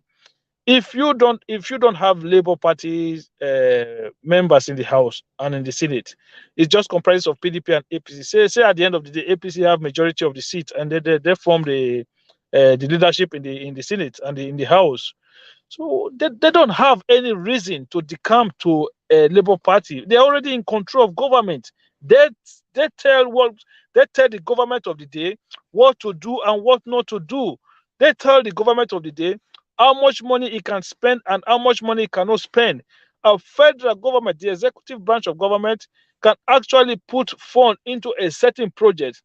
Do you know that by the time the budget gets to the National Assembly, the National Assembly can take that project completely out of the budget? They have the power to do that. They can sabotage. Progressive. Yeah. But isn't that what people like Joel are kind of excited that people around Obi are people that you can actually vouch for to be straightforward? And that is where I kind of agree with them that at the end of the day, even in the House of Senate and the House of Rep, they will try and do everything they can to make sure head of every committee are member or loyalists to the Obi government. What do you mean? If you don't have members representing your political party in the House, how do you then have the head of committees being your loyalist? So you can actually lead them with that. You can say, hey, once you come and join my party, I will make sure we are going to get the same number. You are joining us, so that the other guy is joining, the other guy is joining. That's how they are going to play the game. That's why I asked you again within my within my question. That's why I factor in Ola's narrative. See now, wait, that Ola narrative is that Obi has two choices, which is either to say, you know what, to hell with this holiness of I know they give, I know they take, whatever shishi of a thing. I am ready to absorb all the corruption, the campaign from PDP and APC for two reasons. So that one, he can have the majority. Having the majority will make him work or carry at least 70% of what he intended to do or what he promised the Nigerian masses, because that is very paramount to where whether his political career or the country is going to go. Right? Or he's going to say, you know what? No, I'm going to play clean. I don't need them. I'm just going to go with the few I have while risking being impeached. And progressive, please, before you continue, let me just add this. Because sometimes, you see, we can only hold people account on what they have done in the past. So when you say, what is this person's history? It's because of what the person has done in the past, right? Good and fine. When Peter Obi was governor, the entire house was PDP. Yet Peter Obi achieved about 70 to 80% of what he wanted to do. No, Joel, that's a different ball game when you get to the federal. Ovie, listen to me, let me tell you this. And I would like everyone to see it this way, if they can, or reason it this way. You see, our corruption in Nigeria starts from the head. If you are in a family, in a house, and you show some sort of favoritism amongst your kids, The ones that feel that they are being neglected will one day call you out. There is But something about being the head. Joel, if you say if you say the corruption start from the head, wait now, if you say the corruption start from the top, that means again you are proving all right that all of them are the same, because we all agree that all the heads, both the OB, the Atu, they are all the same. No, what you know, we are only exonerating him because of his followers, because of the people around him. That's why we are giving him a pass. But if you now say that the problem starts from the top, then I'm sorry, we have to include him. Apart from that, this is where I was taking you somewhere. When he was the governor of Anambra State, right? He worked with a house that was fully PDP. Then he has not joined PDP, right? But he achieved what he wanted to achieve. Look at all. And I'm telling you, that is not a good comparison when it comes to national level. It's a different ballgame. Obasanjo, as powerful, as strong, as popular it was at that time, now only God can save him, because they actually got the numbers to impeach him. And I think the Yoruba nation was trying to make a case, was trying to make that argument a couple of days back. The Yoruba caucus had to come together and say, come on, this is not our picking. They have to go around. So to impeach him, go there very easy. If he doesn't play with the game, doesn't play ball, they go impeach him, go there very easy. No. And this is why I tell you so. When you talk about impeachment of a president, it doesn't just go one way. Apart from impeachment, they can also make the government ungovernable for him now. If they know approve most of the things you want to. How many?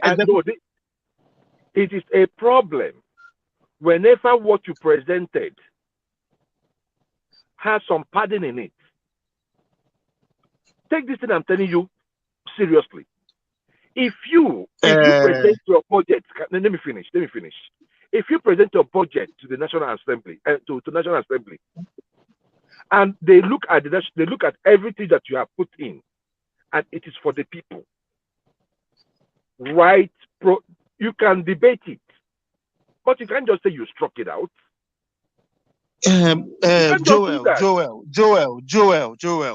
Joel, that's a fantasy. That's why I asked.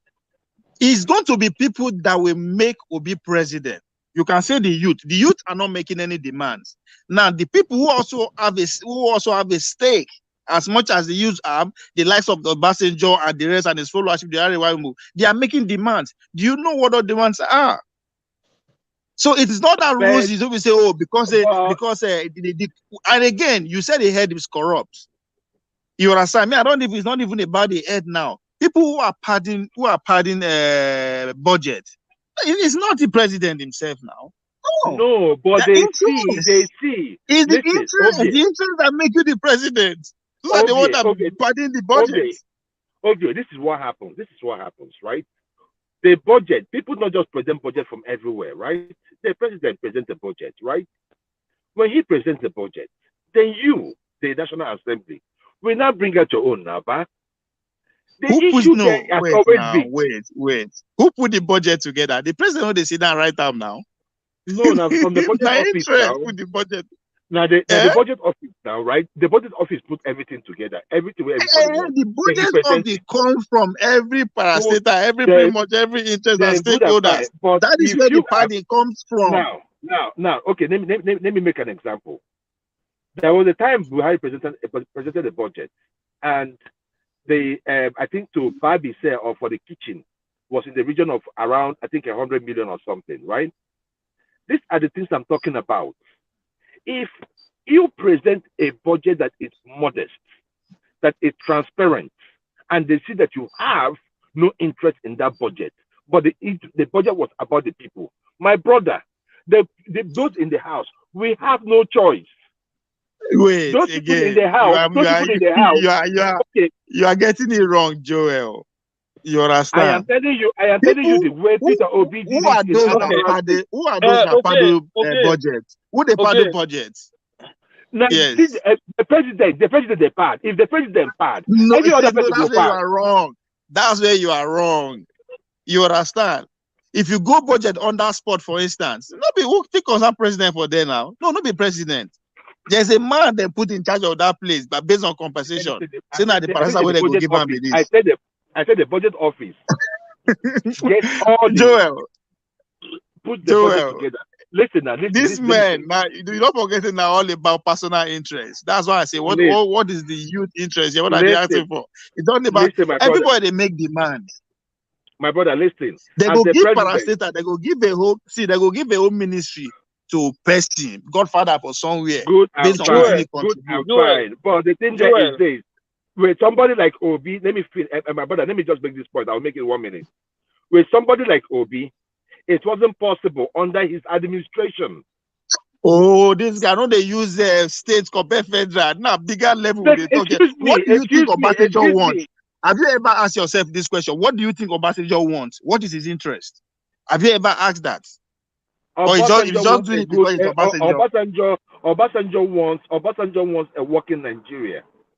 Oh, I beg you. That's where you are wrong. Don't worry. Let me. Okay, go ahead. When it comes to me, I will. Sorry, Angie. Yeah, you see, this is why this whole thing is very challenging, man. It's very difficult.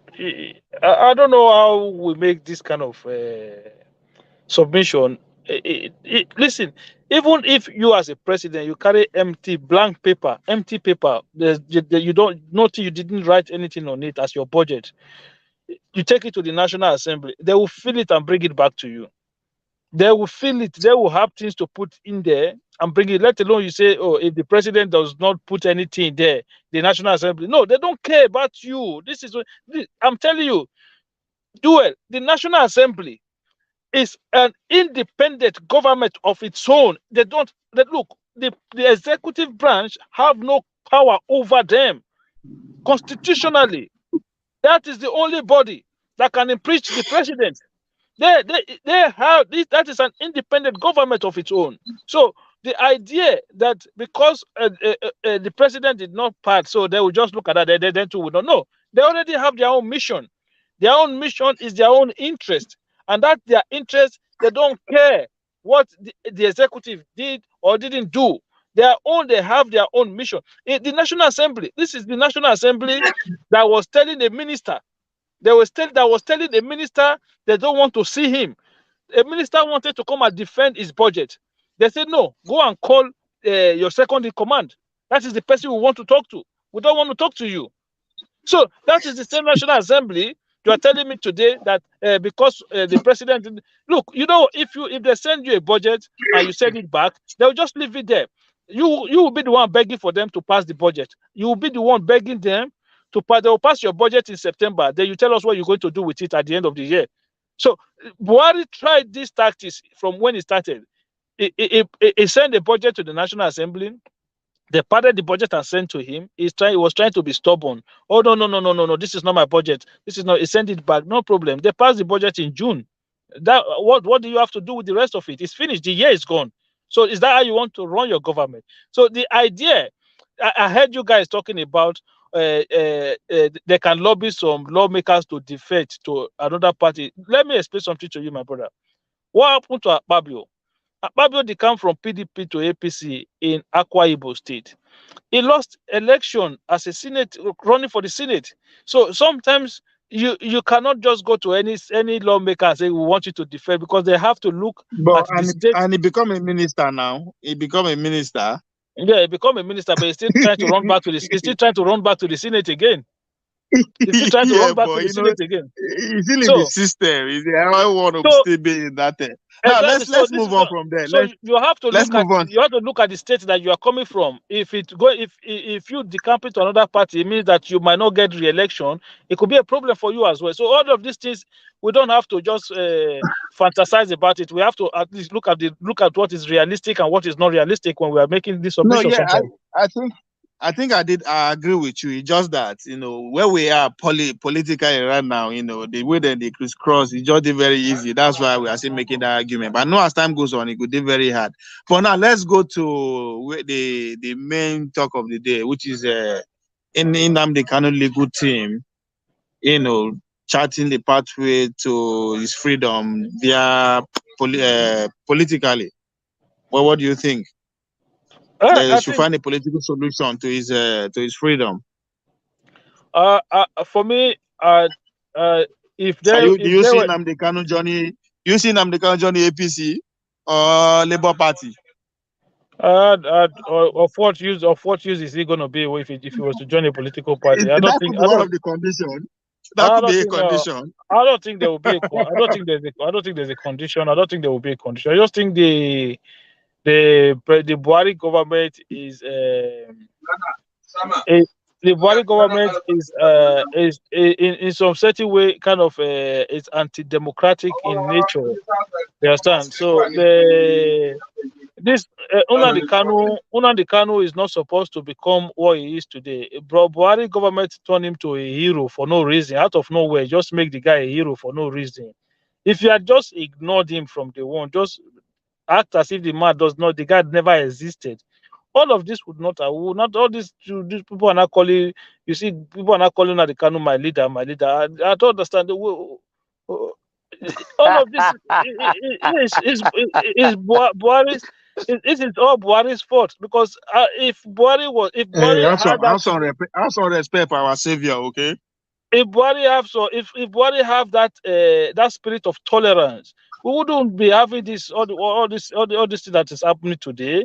You know, you have to understand that in a democratic society, people have that freedom to want to demand for a nation of their own, as long as they are not doing it through a means of violence. So, but the government of the day, they just didn't have the tolerance they could not just tolerate the guy and then start making a matter out of nothing.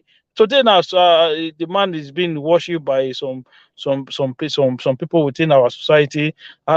For me, I don't want to say it how I feel at the moment, because I'm one that when it comes to issues that relate to tribal matter, I try to guide my utterances, and I try not to want to offend anybody. But it's not something that I really think makes any difference whether he go and beg or not. I think they just want to show him a lesson. They just want to make him pay dearly for all he has been doing. But there's no, for me, if I was to be honest with you, there's no need for it. There was no, it was not a violent call at the beginning. It was just an individual who had access to some technology, just like one man has this. One man went to YouTube's network, and then they were just doing the Radio Biafra. So there were people who were buying into those calls, and there were people who were not buying into it. So the people who were buying into it were on their side. People, just like a lot of people, some people are still buying into this Yoruba nation now. So these things happen, but the fact that we had a government that was not Which able one to are you tolerate buying into? Which one are you buying into? me, I mean, I believe I stand for one Nigeria, man. I don't have time for all this. That means you are voting for Gonkoso. No. That's only one Nigeria. If I could vote in Nigeria, I would vote for Showore. I don't vote for anybody that is an establishment, anybody that had been a governor before, that had been anything in that country before. I'm not voting. I don't vote. I'm not going to vote for any of them. If I want to vote, I vote for. If I'm going to waste that vote, let me waste it properly. I will properly waste that vote. I would never vote for any of them. What do you think of this Obi rally, especially that of October 1st? They pretty much show out. Yeah, listen, it's people's right. It's people's right to freely associate with any political party that they want to belong to, or any movement that they want to belong to, as long as they are not doing anything illegal. I think they have the right to rally. They have the right to show solidarity for the man that they are supporting. I have nothing against that at all. As a Democrat, as someone who believes in the right of everybody, there's nothing wrong with that. I don't see anything. I think people want to. What do you think that is going to turn out in terms of votes? Do you see it, metamorphosis to, good numbers of votes, or not just noise? Look, at the end of the day, whatever I say right here now is going to be my personal opinion, okay? But election will tell. The day will come. But the only thing I want to say is this: If you are supporting a candidate, take your PVC, go and vote. What I don't personally don't want to hear after the election is that the rig election. I don't want to hear that from anybody. If I hear that, I'm going to be angry. Once your candidate lose election, just congratulate whoever wins, and then we just move on. The idea that people will sit in their house and they don't go and vote, and then they will not come up and say, "Oh, they rigged the election," that one is going to be a problem for me, because at the end of the day, we see all the crowd now, we see all the movement. If we now end up with 300,000 votes or 500,000 votes, then there will be an issue with me. Then nobody should come and be telling us that they rig election. So that is the only thing I'm going to say about that. So at the end of the day, people have the right to support anybody they want to support. The idea that if you support somebody, okay, look at the Obi rally now. It was good. It was fine. Everybody had a good time. Then the other people went to rally for Tinubu, and then people came out and said they paid them. They were paid. Well, people will come out and say, "Look at you, you're selling your future. Look at you. Why are we like this? Why do we always feel like we have this right to criticize other people? Why do we always feel like we have the right to pass judgment on other people? When you If went, you take when it out, I you think off. when you went out to rally for your own candidate, nobody said you were being paid. Nobody said you're selling your future. So when other people went out to rally for their candidate, they're you saying they are being paid. You said why are you the judge? Who make you the judge and the umpire to tell us who is being paid to join the rally and who is not being paid to join the rally? I don't understand. My brother, let me tell you this. Even when Obi did his own rally, some people said it was still 4.5 people in a room. Some people said it's only 12 people. Some people say it is 20. Look, my brother, leave all these things alone. These are just, for me, I think these are trivial issues. Like you pointed out, everybody should go out and vote. That is the only way we can make that change. And you see, if we keep, hampering on what he says, she say, look, focus on the candidate, because as a big candidate, you're always going to have your packages. And so focusing on these people, talking to these people, those people talking, it's not the issue right now. We want to see what the candidates are saying.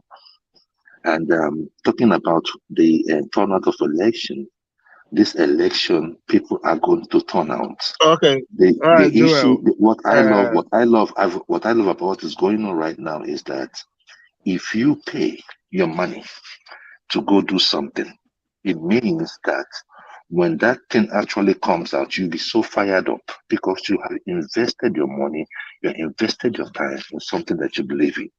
So the INEC has promised us that it's going to be a free and fair election.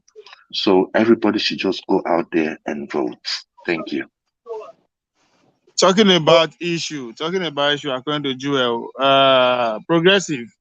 Yeah. What do you think is the issue with PDP? The both section of the party. I met with Wike today, earlier, last yesterday, now depends on where you are. And work. They couldn't agree. But I think, look, the guy already told you what he wants. So you haven't given him what he wants. You're coming to make peace. What peace are you making? The guy already told you, do this, and then everything is fine. You haven't done it. I don't understand. These people look, I'm not a Wiki fan. I don't support what he's doing, though it's an internal party issue, right? But for me, it's just like I don't know how to say it. He already told you guys, you must go. Chairmanship must return to the south before the election. So what they are saying, just because him is calling for you must go, doesn't mean he must go. That means any day, anytime, anybody can just wake up just because things is not going our way and say, yeah, the head must go. I mean, this man has called for Alimo the Sheri must go. He left. He succeeded. Secondus, he did the same thing. He succeeded. I mean, I'm not saying Wike is right. I've never been a fan of Wike. I'm not saying he's right. I'm just saying he has made his position clear from day one. So you haven't made that compromise for him. So what is the point of the meeting?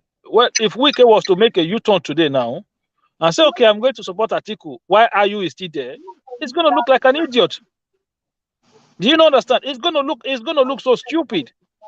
Yeah, but it's not bigger than the party now. One man can never be bigger than the party. Even a group of people can never be bigger than the party. Yeah, but still, that's what they are saying now. That is still going to make him look stupid, because you cannot stay there.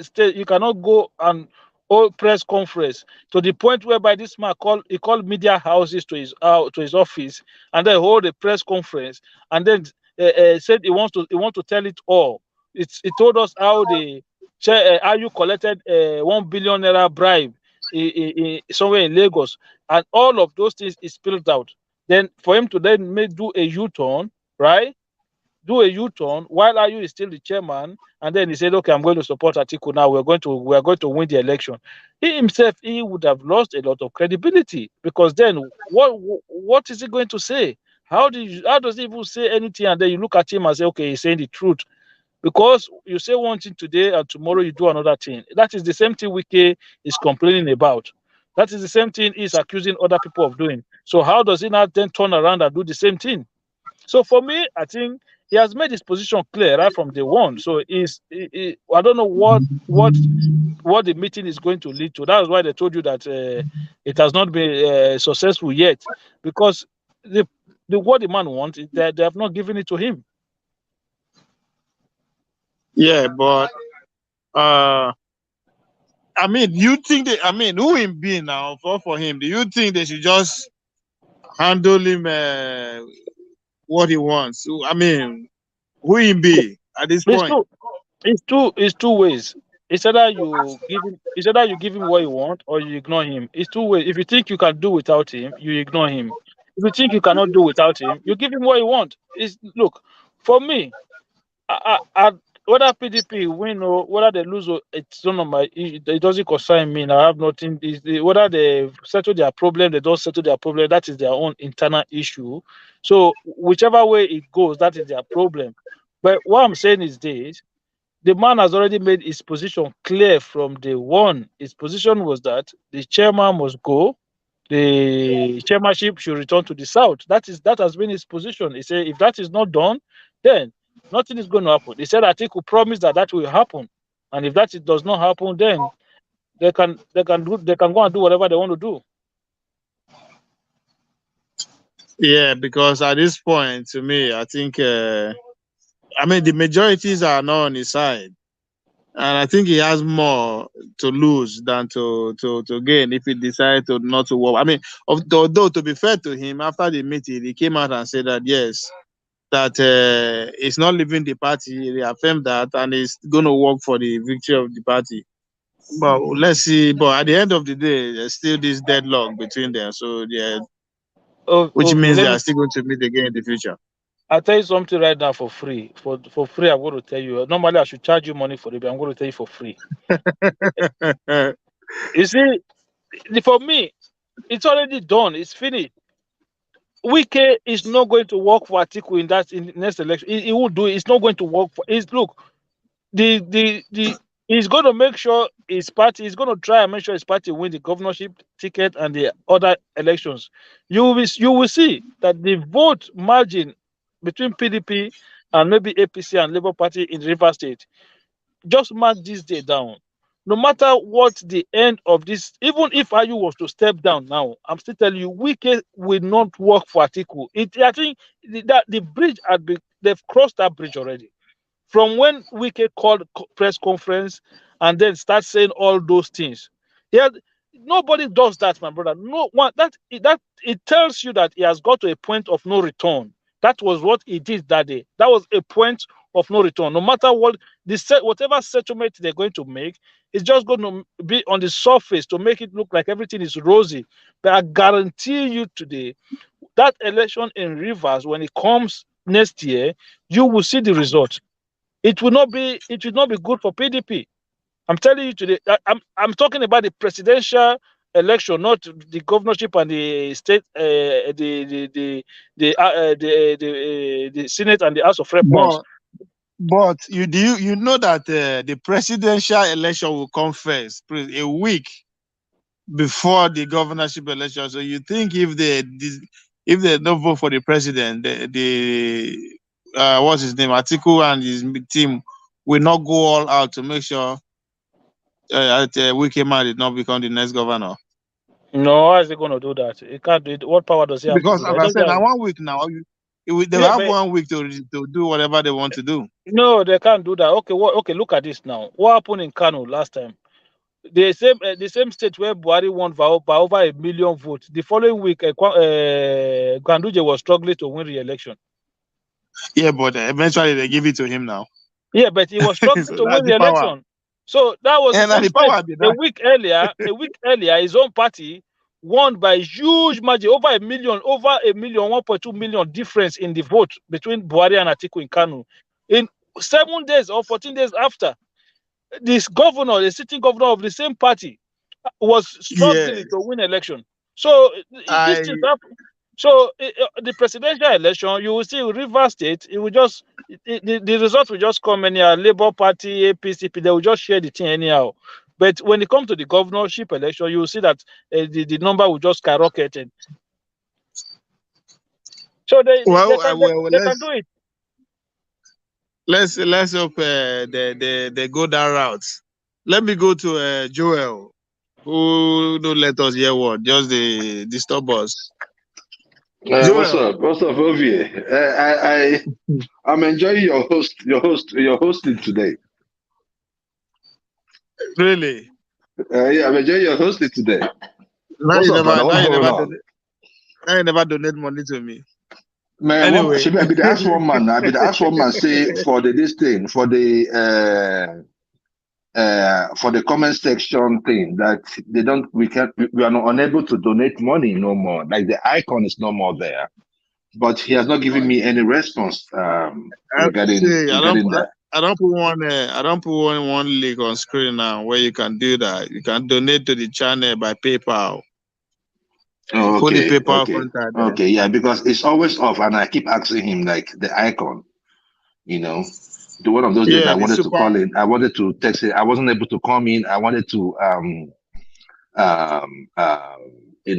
do a super chat and cost Thomas out, but I wasn't able to, so I had to just like write it in the comment section. Well, good morning, afternoon, evening, wherever you guys are. Joel here. Obvious. So where are we starting from? Yes, as a bona fide Nnamdi Kanu follower, believer, and supporter, what do you think of the news coming out from that angle that the legal team are reaching out to the power that be to settle issue politically? That's a sign that the case is not going in their own direction. What do you think? First and foremost, I'm not a supporter of Nnamdi Kanu. Okay. Do I like what he is going through? No. But definitely not a supporter of Nnamdi Kanu. I had a little love for him when he started, and like I keep saying, until he started deviating. I believe that the Biafra struggle is a struggle that it's well deserved. However, we have to have an option A, option B, option C, option D to the question of Biafra. And the option A is, the main goal to get Biafra. Option B would be to really survive, to really be in this Biafra. And how do we survive to really be in this Biafra? By taking part in the process, in the political process that we have going on in Nigeria as present. Because whether you like it or not, we pay taxes to the Nigerian government. We still pledge allegiance to the Nigerian government. We still have our house in the Nigerian government. We used to use Nigerian passports. So it will be inimical to whatever thing that we are thinking, to think that, oh, just Biafra or nothing. That's a mundane approach. And I have made this point anywhere I go, I make people understand that you can still, chew and play ball. Um, um, what's his name?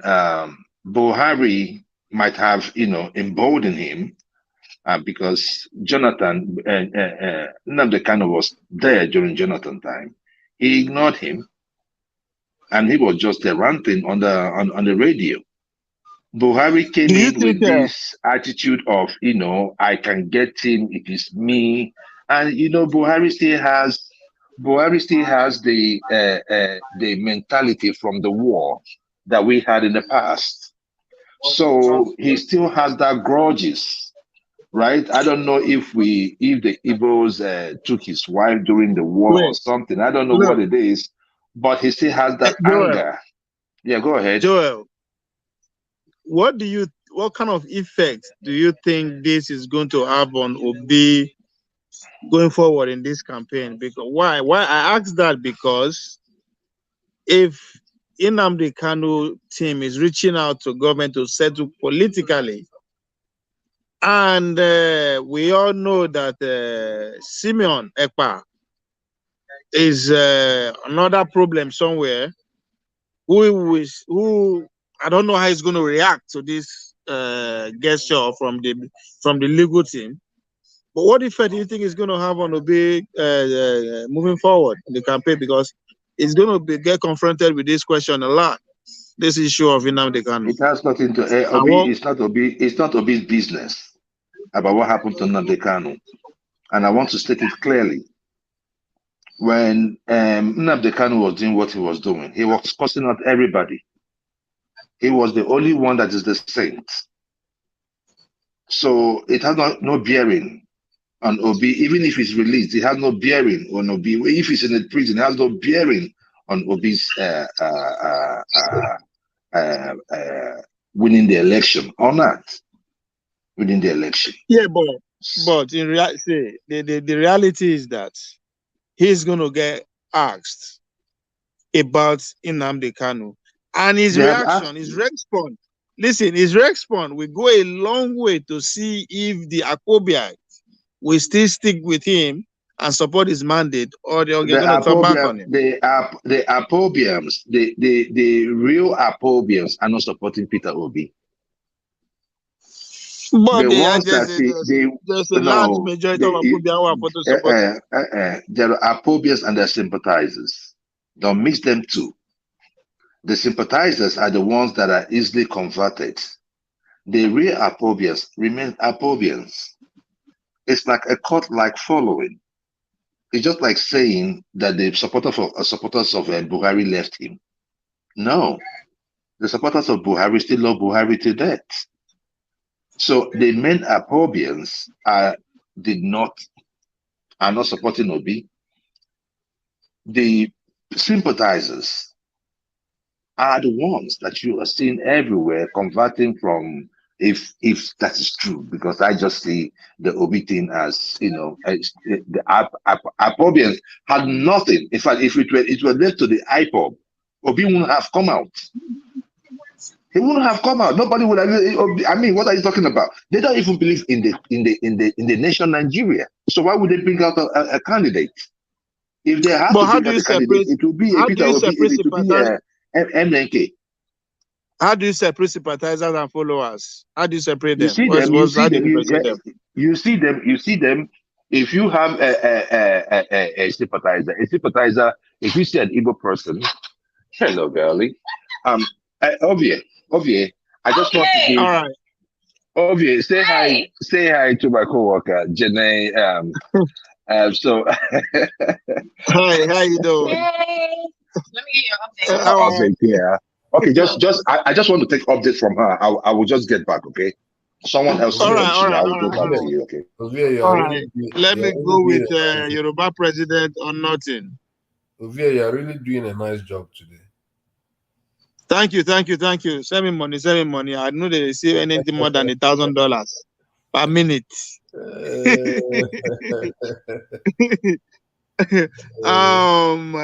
Yoruba president or nothing. Are you there or you are sleeping already? Oh, I'm here. All these Australia people. I I did don't know here, why my you. brother. I don't know why you dey follow Nigeria. We go don do election pass before you go know the result. Like maybe a week later. We dey follow back and back now. We dey follow now. Back and back. Yeah, back to back. Yeah. Oh yeah, Yoruba president or nothing. Where is una candidate? It's nowhere to be My found. candidate. I been in My candidate Australia. day now. My candidate today now. Where is Australia? I mean, where is they?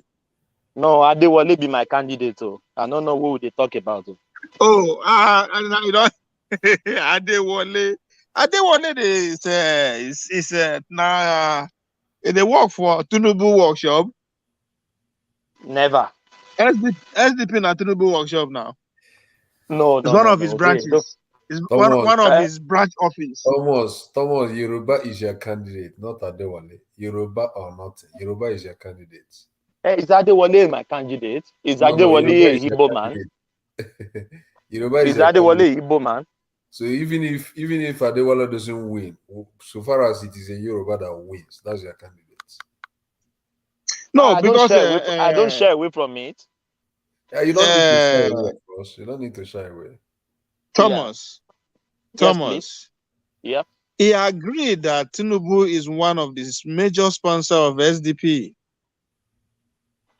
He agreed. Why do you say that? I asked him. You asked him? I asked him last week. Yes. Oh, I said I put it to him straight. I say yes. That how is he going to differentiate himself from Tinubu, knowing that Tinubu is the major sponsor of SDP? As a matter of fact, I pointed out to him that what's his name? The man from Rivers, Abe. Abe, yeah. who left who left Rochimi Amechi's party, and they gave him the ticket to run for governorship straight, and he declared around there and then that he's supporting that presidency wise he's supporting Tinubu even before he even get the SDP ticket. Kulata is saying I lied. He admitted it. He said Adewale said yes, that he's aware of that the Tinubu is financing the party, but that was before he came, and his chairman are not part of that. That's what he said. Yeah, he did not say that fine. I'm lying. He just said that yes, he's aware, but he's not part of it. Yeah. So if you are supporting him, that's I respect the guy anyway. He's brilliant. But I see him like a Showori and Mogalo and Co. They are for the future, talking about 2035, 2040s, thereabout. But not now. So now I believe now Tinubu guy. I'm ready to waste my vote. If I was to be in Nigeria, I will vote for him. I know he cannot win. I'm not shying away from that. I'm not deceiving myself. I know the guy cannot win. But for me to vote for Tinubu, Thomas, what will you say? What will you say to those that say? What will you say to those that say that you are young? You are young, and if you don't want to give your vote to Tinubu, who is a leading Yoruba candidate, why don't you give it to Obi, who is more of a younger candidate? I can't. Obi, everybody know my just stand. Hold on. Let Progressive, is that you? Zaki father. Oh, Saki. Thomas. Saki, what's up? Thomas, what Thomas said is this is the kind of spirit I want. I want people to vote for the candidate they believe in, even if the candidate is not going to win. Vote for the person because it is your choice. Don't vote for the person because you think he's not going to win. Just vote for him because you know whether he's going to win or not. You have satisfied their conscience that this is your choice and this is who we are going for. You know, when this platform, when this political season initially started, lots of people were saying, Obi cannot win. Why are you wasting your vote? That's to tell them, whether he can win or cannot win, that doesn't matter. What matters is that this is the person you believe in. Vote for the person, satisfy your conscience. You know, if I if Abiwale is the person I wanted to vote for, I will Zaki vote for Father, him. you are breaking. Your network is breaking. We can't hear you. Sagi Father now obedient. That's obedient network. Sagi Father, we know they hear you. Thomas. Yes, please. Let's move a little bit away from there. Obi, I'm back. If I can continue, I can just. If not, if you're on somebody, no problem. All these Biafrans. Let me finish my own thoughts. Joe, you can wait, please. Go ahead, go ahead. I didn't know you were talking, Mr. Yoruba yes. Local. No worries. Ovie. I mean, we'll understand. Yes. Ovie, you know my stand on this platform. I've reiterated it 1,000 times. I will never vote for any candidate aside from Yoruba candidates. I've said it earlier on. I've said it thousands of times. People may not digest it very well. People may not like it, but that is my stand. Everybody has their right to defend or to vote for who they want to vote for. So if the day where we no go get Yoruba candidate at all in any of the political parties as a candidate, what you go do? You no go vote? It will never happen. Since this dispensation started from 99 rather, if I'm right, yes. There is who you vote for? all the ballots that we have had. Who you vote for? Who you vote for last 4 years? Last 4 years, I wasn't in Nigeria, but I was backing Buhari then. Yeah, but Buhari is not a Yoruba man. Yes, because our Yoruba people back him. So what can we do? So then we follow the trend. That is it. So that is what I brought the earlier on. I said I like not to be hypocrite in anything I'm doing. If the Nollywood and the in the southeast can come out and back Peter Obi, which I don't find anything. It is not criminal. I can't find it criminal in any place. It's not a crime. So I will not like Joke Silva, our legend in Yoruba land. That lady has did very well in the industry, and everybody people respect her so much. I would not like the obedience to attack her rather, in any manner, because it's supporting Tinubu. I want everybody to know, everybody have the right. I will say it again. You have the right. But Thomas, yes, yeah. You know, the Jokel Silva on her own, a personality that has fans because across every tribe. Yes. So you know, go verse for her fans to feel some kind of disappointed for the choice she makes. She has the right to support whoever she wants to. But again, as supporters, as fans, I'm happy you make that statement that she has the right. But again, our fans also have the right to feel disappointed. They can feel disappointed and they can stop they can stop supporting her. Do you think Joker Silva didn't saw this backlash that it's gonna come before he supports this guy? No, of course, regardless of who she supports. Yes. Regardless of who she supports, the backlash will come. If she support Obio, people that will know we support Tinubu, support Atiku, whoever she supports. But everybody has the right to feel the same, to feel the way they are feeling, disappointed. Those who are praising also have that right. But he has weighed the consequences before she did that. Foluke Daramola is there. That one is that heart of Tinubu. Can I castigate them? No, I don't have the right. I don't have the right. Ovie, you are from Edo. You are supporting Kwakwaso now. Can I castigate you? No, I don't have the right. You have the right to decide what you want. And No, I I will mean you have the never, right to. yes, I will never castigate you for supporting Kwakwaso, even though I know you are from Edo, you are from the South. But you have your right. You have the right to choose who you want to support. But people castigate me. Ovie, I saw Charlie Boy.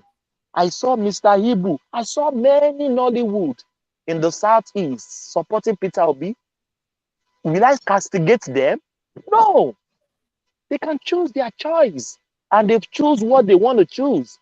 But if a person, notable man, lady, Ovie, they even go to the extent that why is he campaigning? He should be with his sick husband at home. Come on. See, These are it's these because are of who she. Listen, Thomas. That's who she is. You can't say that's the she. That's the kind of follower she has. Those who it's just people are just feeling disappointed. But anyway, coming back to the guy that you are supporting, Adewale, what will you advise him to do at this point? If he, let's say his vote, he gathered disabled votes, that is enough to either make Tinubu scale through or lose, what will you advise him to do? Ovie, I will not deceive you. He will not gather any votes. To me, Ovie, I'm a But there are realistic. people like you. There are people like you who will vote for him.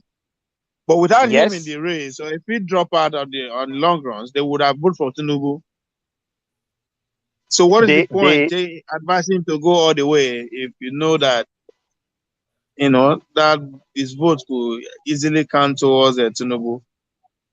Why taking it away? Ovie, everybody have the right to vote for who they want to vote for. As I said earlier on, if I tell you now that this guy is going to win or is going to gather 1 million votes, I'm deceiving you. I will never do that. I've said it thousands of times. PDP or APC will be your president come 2023. You may not like it. You may not digest it very well. That is what is going to happen. God is going to spare our life.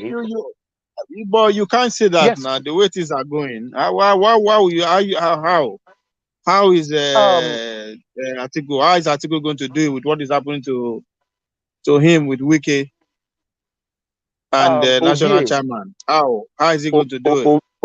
Ovie, if Atiku is having problem, he advantage Tinubu. The case is finished. The election No, has been. Tinubu is having problem in the north. Tinubu is having problem in the north.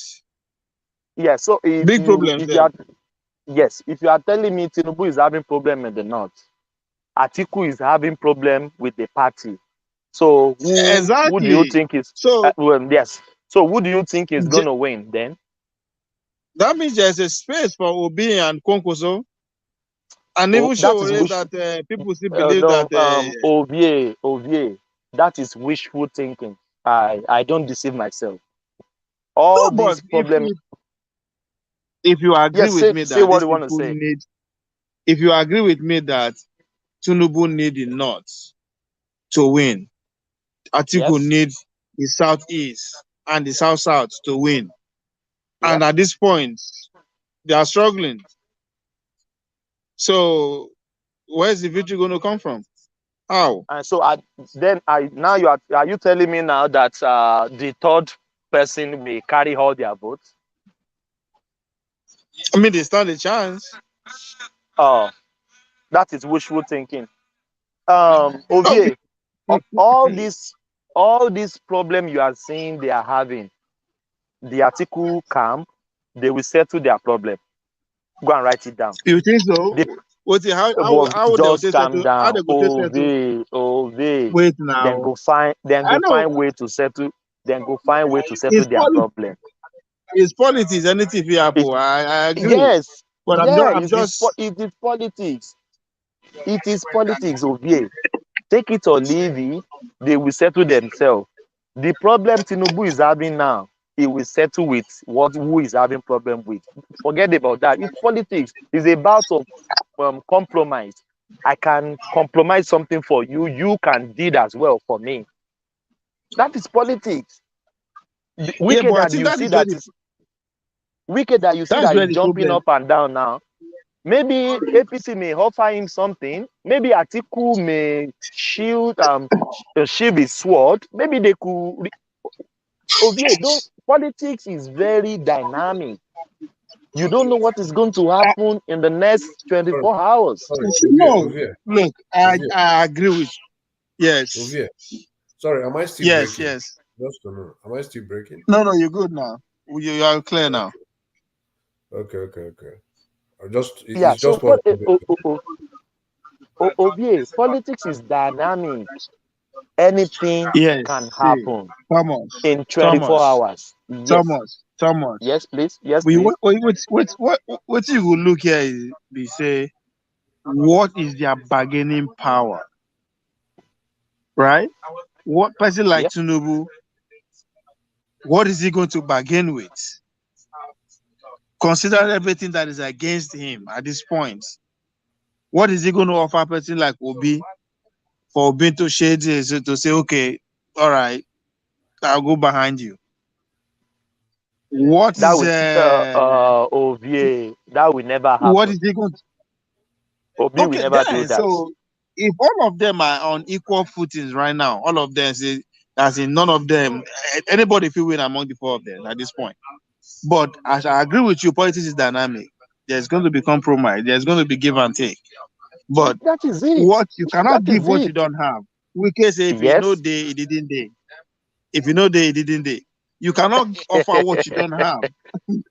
You understand? If you cannot offer what you don't have, that means you don't stand a chance at this point.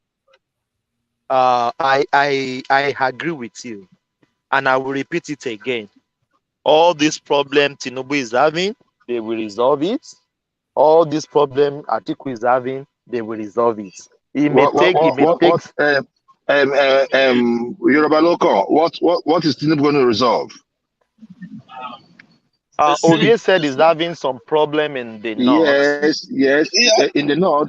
Yeah, apart from the north, it's if you say problem in the north, it's vague, right?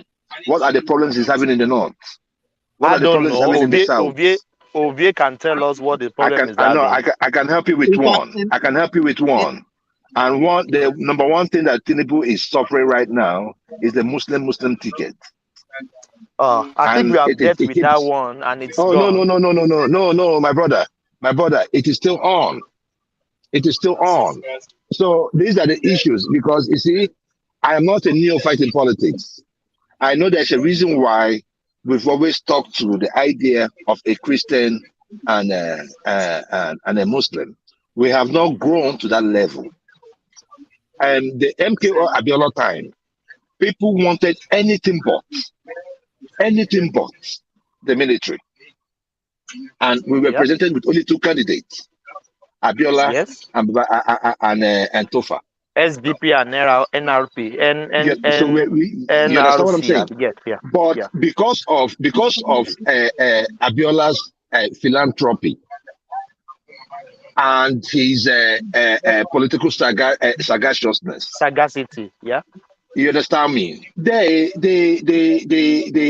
people loved Abiola more, and they voted for Abiola.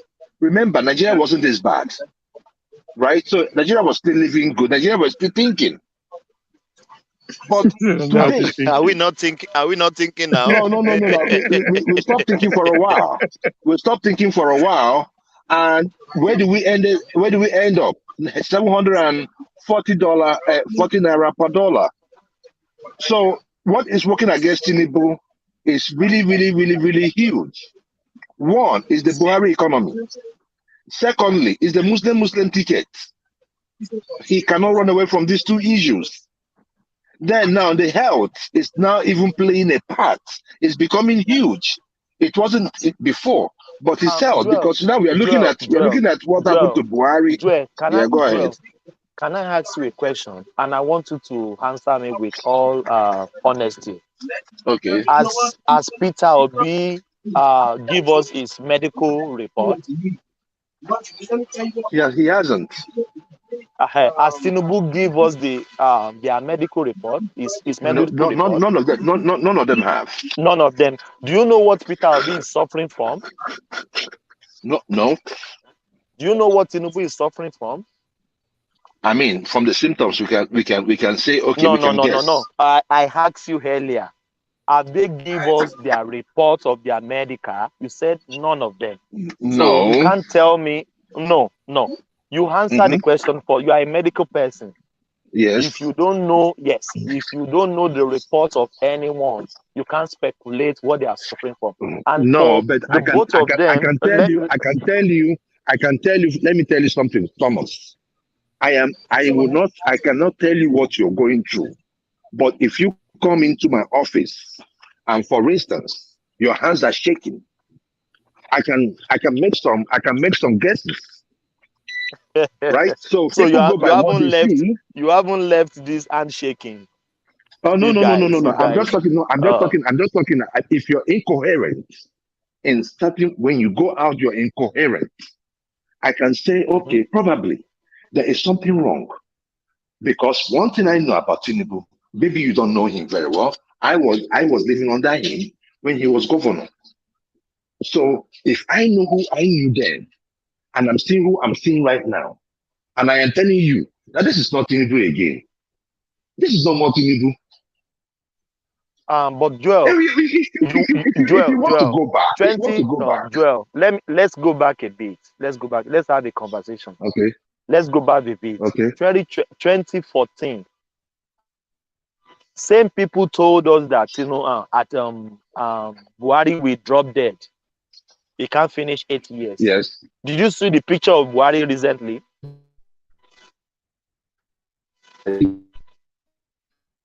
Joel, you are breaking. We can't hear you.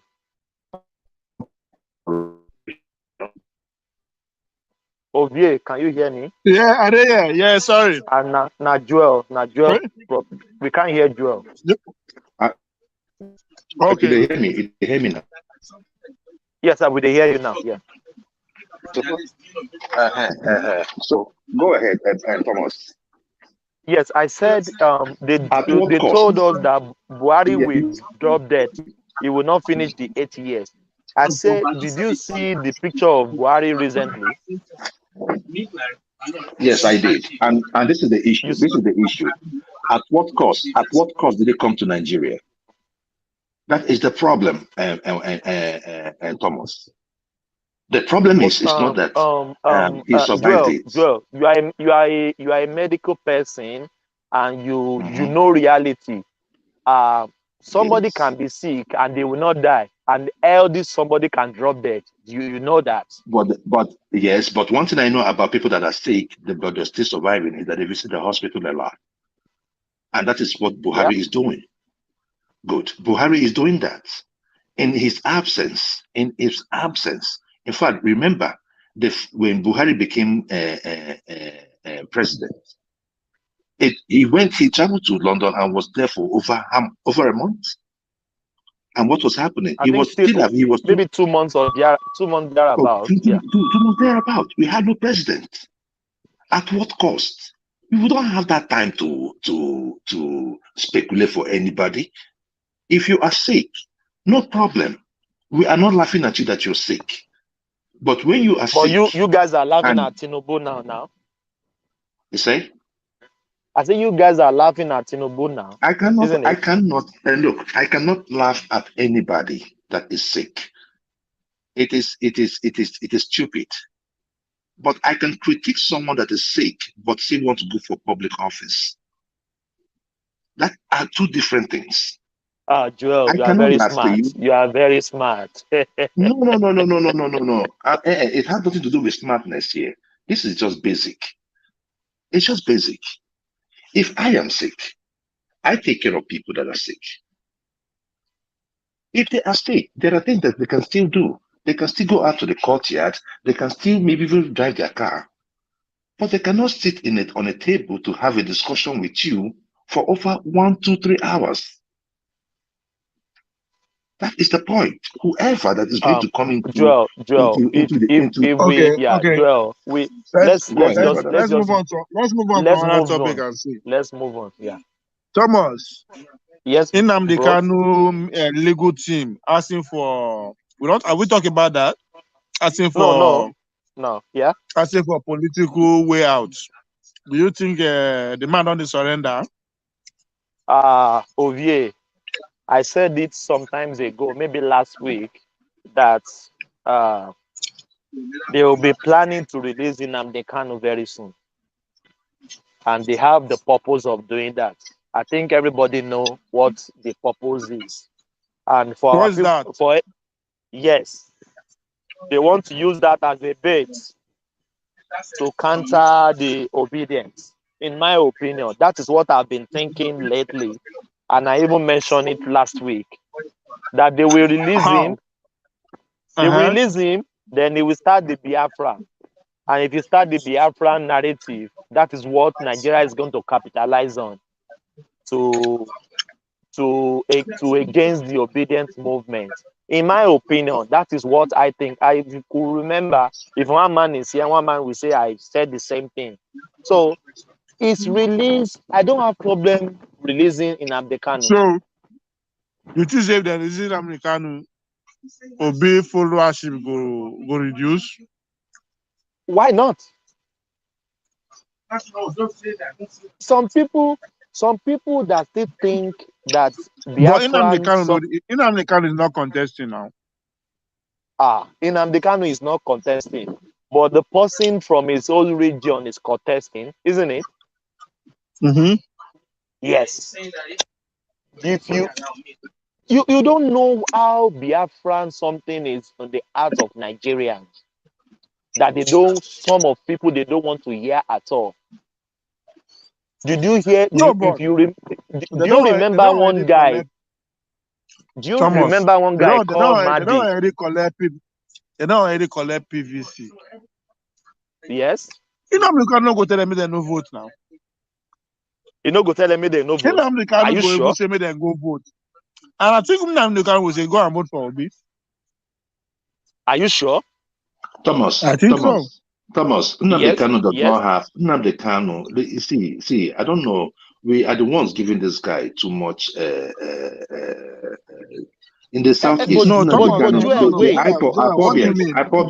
Joel, wait. Somebody came before you. Let me make this. Then you can make. Somebody came before you. He's calling Nnamdi Kanu is God. That is those are Apobians. Those are Apobians. Is the Igbo guy? Yes, he's an Igbo guy. I'm an Igbo guy, but I'm not Apobian. You guys keep making this. You guys keep making this generalization, and it's getting sickening. It's just like me calling you. Hold on. It's just like me calling you. Do you know the northerner? The northerner doesn't know the difference. It does not matter if they know the difference or not. They don't know the difference. I don't care for your ignorance. I do not care for your ignorance, and that's the same way. No, it's not me. I'm not novice. I know. No, I'm not talking about you. I say I do not care for their own ignorance. I do not care. I mean, we've been running on ignorance for a very long time. So if we need a change in that country, we have to start thinking. Everybody, I have said it on this show. There are phobias in southeast, and even in some part of south. They are not more than 5% of the entire population. But do you sympathize with them? Do you sympathize with them? I do not sympathize. No. Joel, go ahead. Are you saying Obi is more popular than Nnamdi Kanu? In southeast, it depends on what fora. Nnamdi Kanu is known. Peter Obi is known. In the southeast, let's say in the southeast. Yeah. Yes, in the southeast, Peter Obi is known and Nnamdi Kanu is known. It's just like asking me, who's more popular? Does anyone know? No, hold on, it's just like asking me, does anyone know Alex Ekweme? The argument Thomas is making is, should they release Kanu today and they give order that the Biafra struggle continues? Thomas' argument is that majority of Obi followers will reduce. And that's why I'm asking you, who is more popular within the Southeast? No. Okay, let me put it this way. I think we are getting it all muddled up. It has nothing to do with who is more popular. It has everything to do with what the people want. And I can tell you categorically, the people of the Southeast want good governance. Period. So whether they released Nnamdi Kanu today, they did not release him tomorrow. It's not our main issue. Our issue here is that 2023 election. Joel, I disagree with you, Joel. Can you say this with honesty? I am putting a face. Many of you talk without your face. I put my face to everything I say so that you can quote me. But you know my face. I'm not. No. I'm just saying. Whenever I'm making my claim, I make this claim. Do I sympathize with what Nnamdi Kanu is going through? Yes, as a human being. But as IPOB as an organization, I do not have any affiliation with IPOB. And I am one of those that believe that whatever thing they're doing could be done better. And I have said it earlier. Joel, wait. I know. All what you are saying, I know. I'm asking you one question. I want you to answer me with honesty. Do you know many people that are Pobians before Biafran struggle agitator? They are now obedient. Do you know that? I want you to. No. Oh, come on, brother. Come on, brother. Can you listen? You asked me a question. Let me answer you now. The guy that spoke today, I'm not talking about the guy that spoken today. I'm talking of Facebook we are making platform, progress. YouTube platform. I am driving somewhere. The guy that spoke today, did he tell you that he's supporting anybody? No. The men are Pobians. The men IPOB are not supporting anybody till date. That is my point. If you see any person that has changed and now is now saying P2B, they say the person changed. The person is a sympathizer. And being a sympathizer doesn't mean that you are part of the court. It means that you're saying that, okay, if this option is good, I believe in these people's cause, I support what they're doing. But for me, if I see something that is good, my family got to eat first. I got to live to even be in that Biafra. So if I am going to live in that Biafra, I am not discussing my security today. What do you think that Biafra will come? I might not even live to see it. If I do not have a good economy where I can eat and I die, that Biafra, I am not going to be able to see it. That is my point. Let's have an option A and have an option B.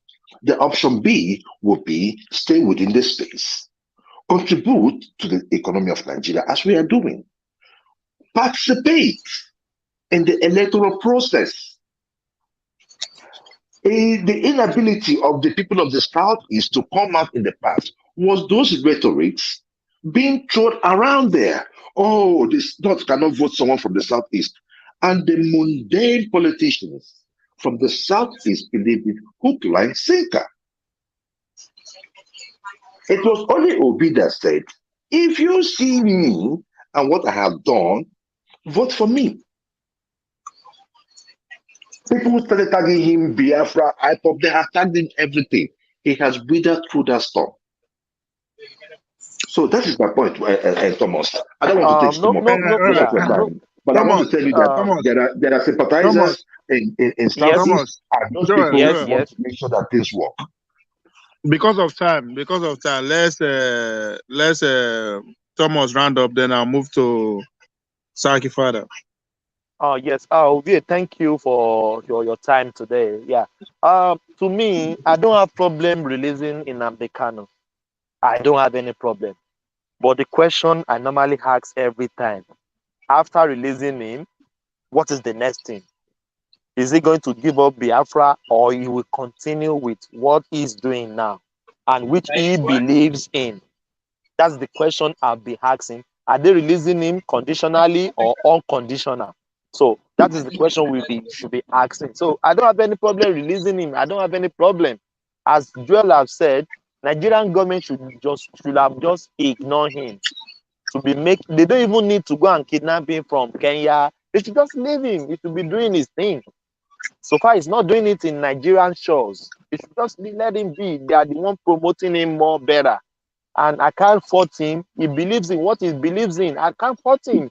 Anybody can believe in anything. I'm a Yoruba man. Yoruba people are doing Yoruba nation. I don't believe in what they are doing.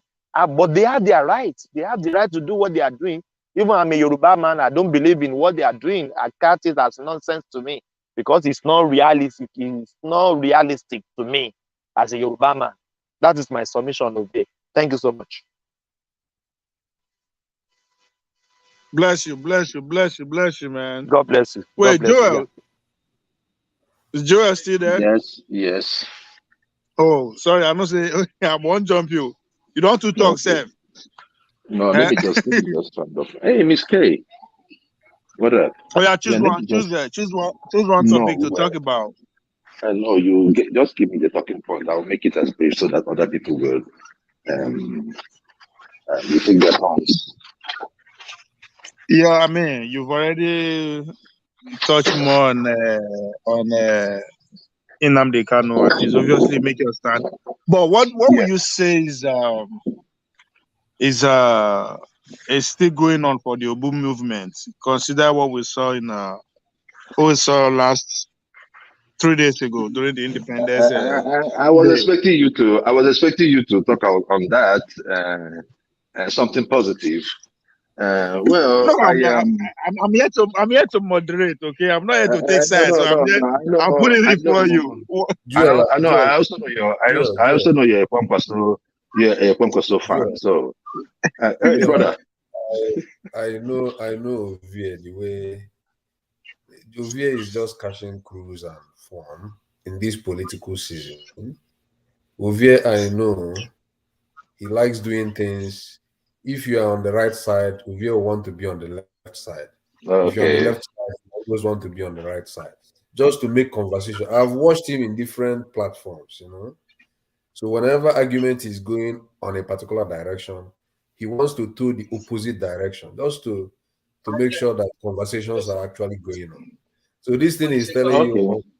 So Ovie, I know here, even if he's in Nigeria on election day, he's gonna he's gonna vote for Obi. I'm very sure of that.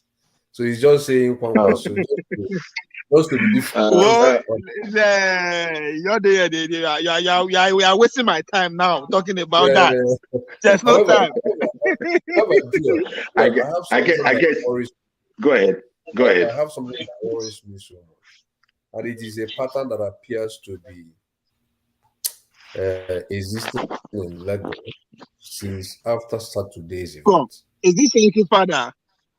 Yeah, I'm the one talking. So all your peers. Move will run through Joel. They will come to you before the last person, because time we're supposed to be running up by now. It's just 3 hours, and we are supposed to stay 5 hours, is it not? No, but these are impromptu. We'll do that tomorrow. It doesn't matter. We have to. But I want to say there is a point I wanted to tell Joel. Maybe he doesn't know about it. I said that's Saturday's event. They tried to stop that march from holding by every means, but they couldn't achieve that. And that very Saturday, it was so massive that's what they expected it. So, but starting from Monday, some patterns started appearing again. I don't know whether you have heard about this guy that was attacked in Lagos, Obi Flag Boy. That guy that carries flag around. He was brutalized in Lagos on Monday. Yeah. By and according to the report the guy was giving out, the guy was saying that they even poured fuel on them, that they wanted to even burn them for that flag things they were carrying, supporting Obi. So, and he was like saying that it was one military man, a soldier that came to their rescue. So I don't know how to read, but that is what I've seen on Twitter. And today again, I saw another person that came out and said that they were beating him. Some people were beating him in Lagos for just supporting Obi. So I don't know. I want the traditional media to talk about these things. Election is they will not talk except we speak. people have been talking on Twitter. I saw it. Yes, but I think it has not really gathered. It has not really gathered the probably they will have to talk about it at some point. Even I think Obi had a tweet either yesterday or today. Okay, then they're going to talk about it then. Yeah, I think they're going to talk. I'm expecting traditional media because this pattern shouldn't continue.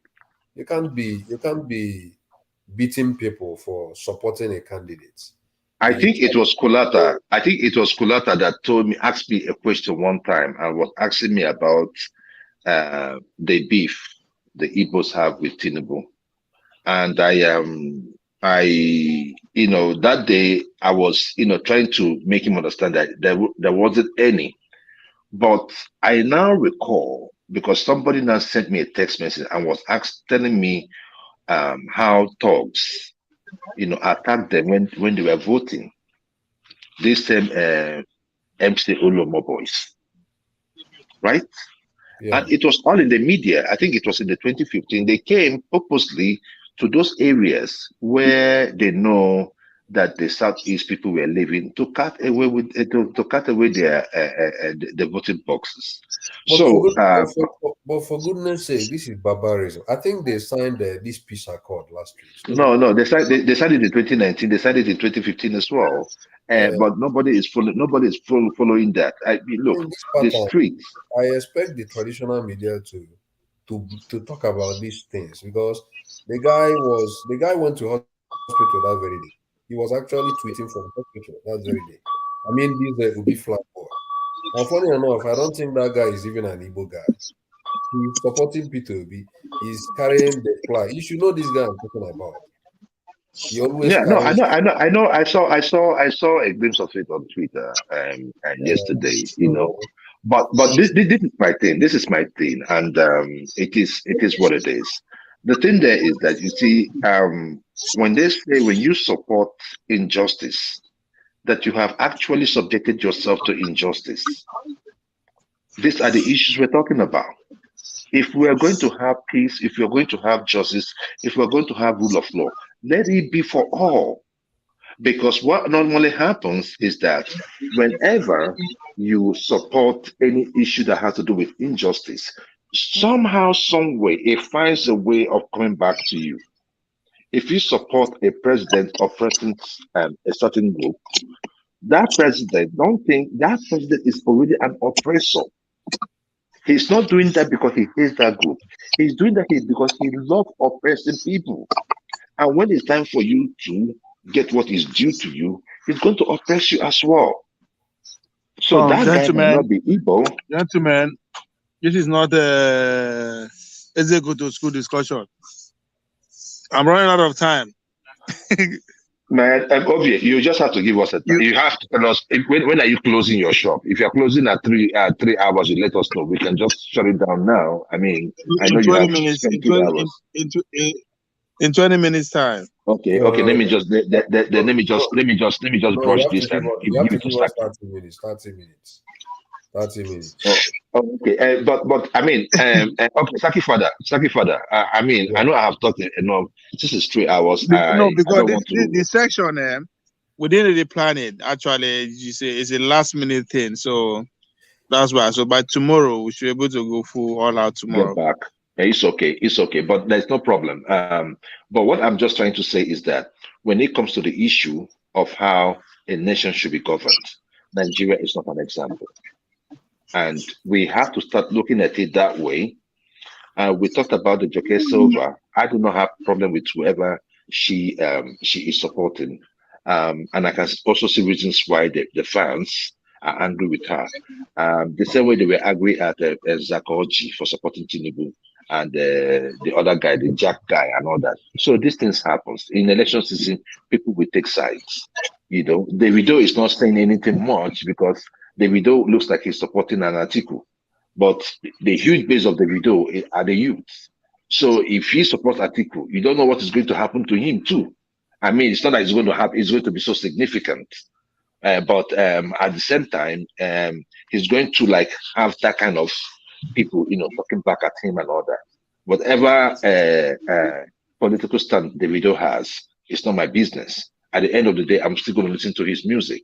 Some people don't see it that way, right? So this is election season. We have to look at the issues. We have talked about Atiku. We cannot have another 8 years of another president. We have talked about Kwankwaso. We cannot have a president of another 8 years of northern extraction. That is not going to happen. Then the only two people that we have in the south are Peter Obi and Tinubu. Joel, what are you between these doing two to of make them, sure it doesn't happen? What are you doing to make sure it doesn't happen? Because no be by it's not. gra. It's not by gra. It's not going to happen. That's my point. You But saw what how? happened before. Why are Ovie, you you that? saw Where is Ovie. the confidence coming from? Ovie, you saw the endorsement of Peter Obi by the middle class and by the middle belt. In the southeast Okay. and the south, in the southeast and the south, it does not matter. And I want to say it right here. It does not matter what Wike, whether Wike belongs to APC, belongs to PDP, or whatever. Wike can only add to the votes that we are going to get from River State. That's the only thing he can do. In the south region, we are moving towards getting between 60 and 70%. In the southeast, we are moving towards getting between 70 and 80%. In the southwest, we are looking towards getting 25% across board on the average. In the middle belt, we are looking at getting at least some type of number. Then we can now go to the southern Kadunas and the Gombes to just get up some 25% from any of those places. But this election is going to be critical. This election is going to decide where we are headed, and this election also is going to quench the Nnamdi Kanu question forever. Especially if Peter Obi performs well. If Peter Obi does well, then this whole thing that we are seeing, this because people are still sympathizing with IPOB because of the marginalization of the Southeast. Joel. You don't talk like politician now. Peter Obi is coming to quench Biafra forever. How? He's going to quench it because that comment alone make him lose followership. No, the reason no, it's not going to lose followership because if you believe what I believe, and why do we want Biafra? We want Biafra because we want a country that is working. If Peter Obi gives us an idea of a working country, you have demobilized the IPOB group and sympathizers by at least 70%. You think Nnamdi Kanu will be satisfied with an idea of a working Nigeria? It doesn't matter what his views are. We already know what his views are. His views are he wants Biafra. Some of us are saying Biafra. Joel, this is a guy that people speak on his behalf. That even when a president of the country goes to that region, there will be an order to say, "Hey, people should sit at home," and they will take that order. That's the man you are talking about here. Do you know why people sit at home? Do you know why people sit at home? It is because of insecurity. It's insecurity. So, they come out to shoot. Now, they come out to kill. Don't you think that kind of order can be given on election day? On election day, no, because on election day, there are limitations to your movement on election day. Exactly. So happen. Listen, wasn't the same order given on the election of Soludo? Soludo asked to sit down, but yeah, people came out and voted. People came out and vote. What are No, you talking about? I don't think there was an order for There was an so-so order. period. There was an Order. there was. There was an order. There was an order that anybody that comes out, they were going to kill the person. People came out. People came out. So what I'm just saying is this: I respect Nnamdi Kanu, whatever thing he has achieved in his life. However, the issue there is that if we have someone that can take us as a country, because let's face it, we are better off. Let me tell you this: we are going to make more money. I'm talking about an Igbo person now. You're not Igbo, Ovie, so allow me to land. As an Igbo person, I I beg, believe land your point. Let that me go to Ayo, if then Nigeria, we'll no take problem, our. if You have Nigeria not is come to me. You working, have not come to it me. benefits You have not come to me. it benefits Wait, us more. If Nigeria is working, it benefits all. Okay, if Nigeria is not working, then we can now start talking. We can now revert back to our Biafra stuff.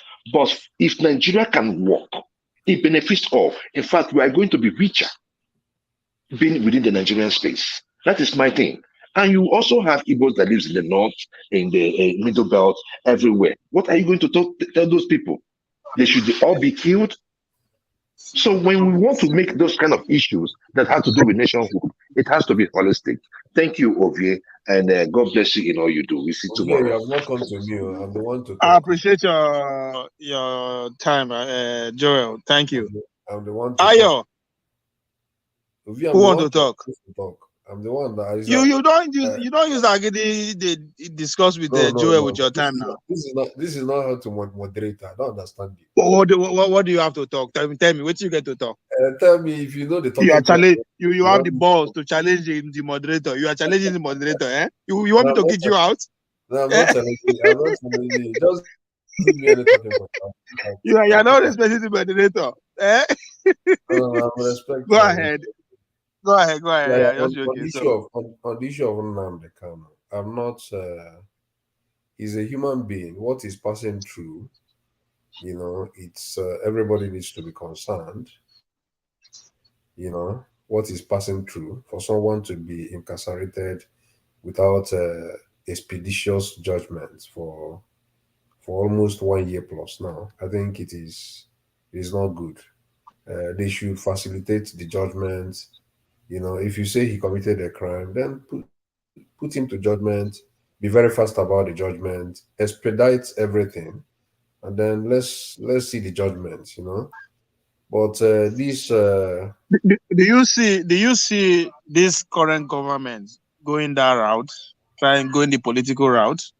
Because I mean, the president is saying that he should face the law. If he commit an offense, it's there for the court to figure it out.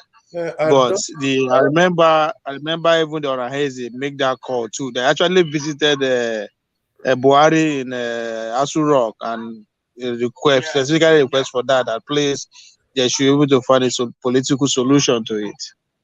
Do you see them going that route? My issue is not about I'm not even after about what the Buhari, like what the president said. The people I'm talking about is the judiciary. Why don't they expedite the process of hearing and make your judgment or give your judgment on these issues?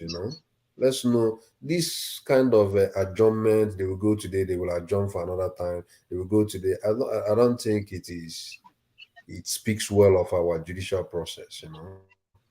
I'm sorry to say that, but if you say that somebody committed a crime, put the person to judgment, unless the government wants to give a political solution, which I don't know whether it is what they want to do.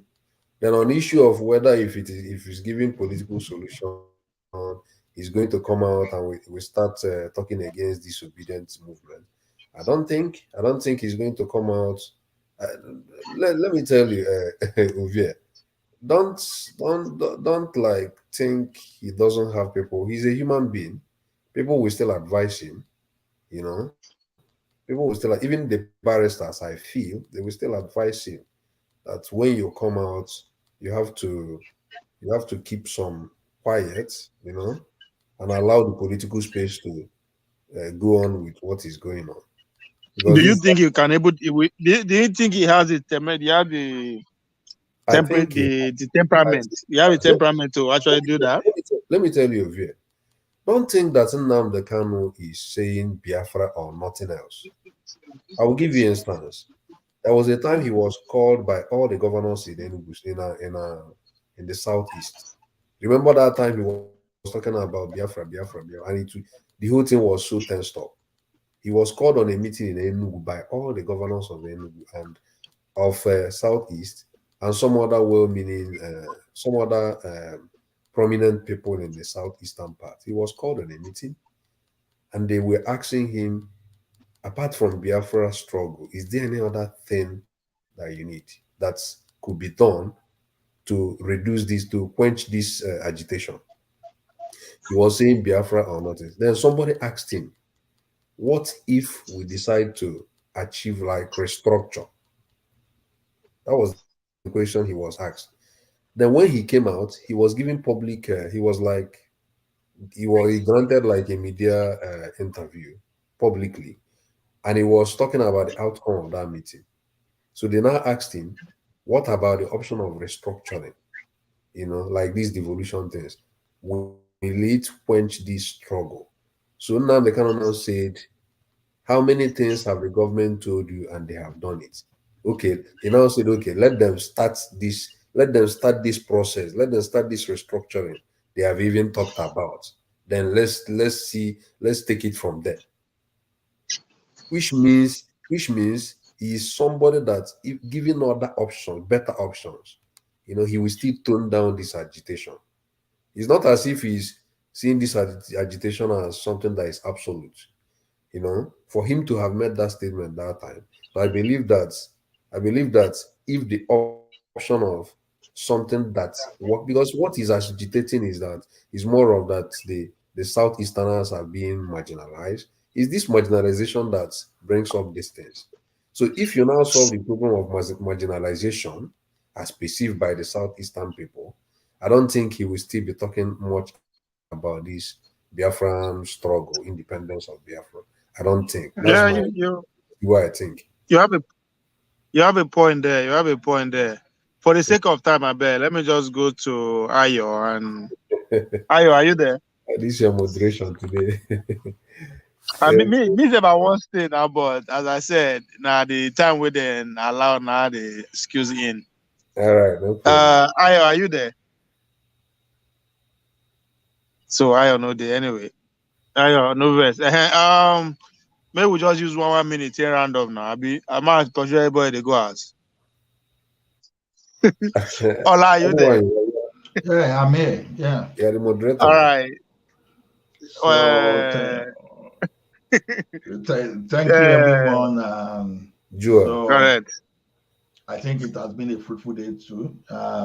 One man, if you are listening to us, we miss you. So please come back quickly. And Ovie has moderated very well. So if even one is not okay tomorrow, it's not available tomorrow, yeah, let's Ovie continue. At least tomorrow I'll do a better job. I promise you guys. I'll be more mean and you really provoke a very good point today, because I keep saying that let us focus on what these people will be able to deliver. Like you raised valid point on the number of fresh people that can come with Obi.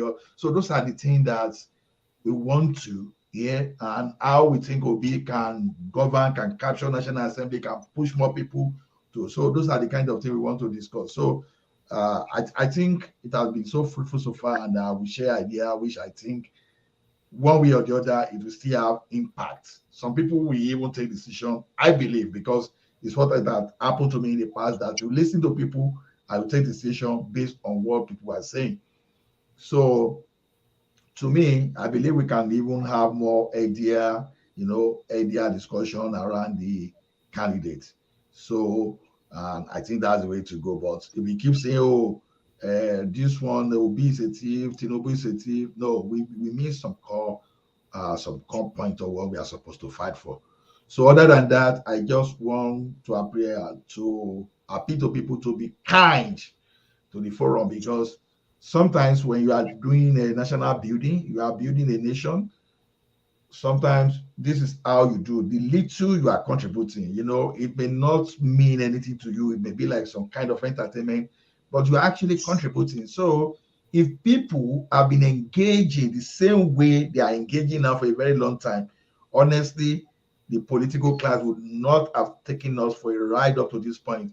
I'm telling you, the type of person that is our president today, someone that destroyed democratic institution and is benefiting from it, just to destroy it again, will not have come there. So that says that we have to come out and speak and take the right decision that we are going to stand by.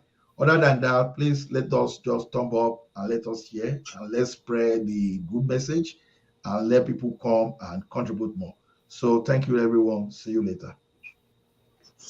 Thank you, man. I appreciate it all. See you tomorrow. I promise tomorrow will be more fun and more engaging. And yes, I'll take your advice into work tomorrow. We'll stick more on issue tomorrow. And Yoruba presidents, we will know see him. We know see the candidate anywhere. Could be somewhere in Australia. So,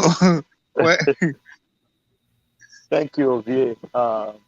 It has been a good session. Thank you for your moderation, but you didn't push us very well.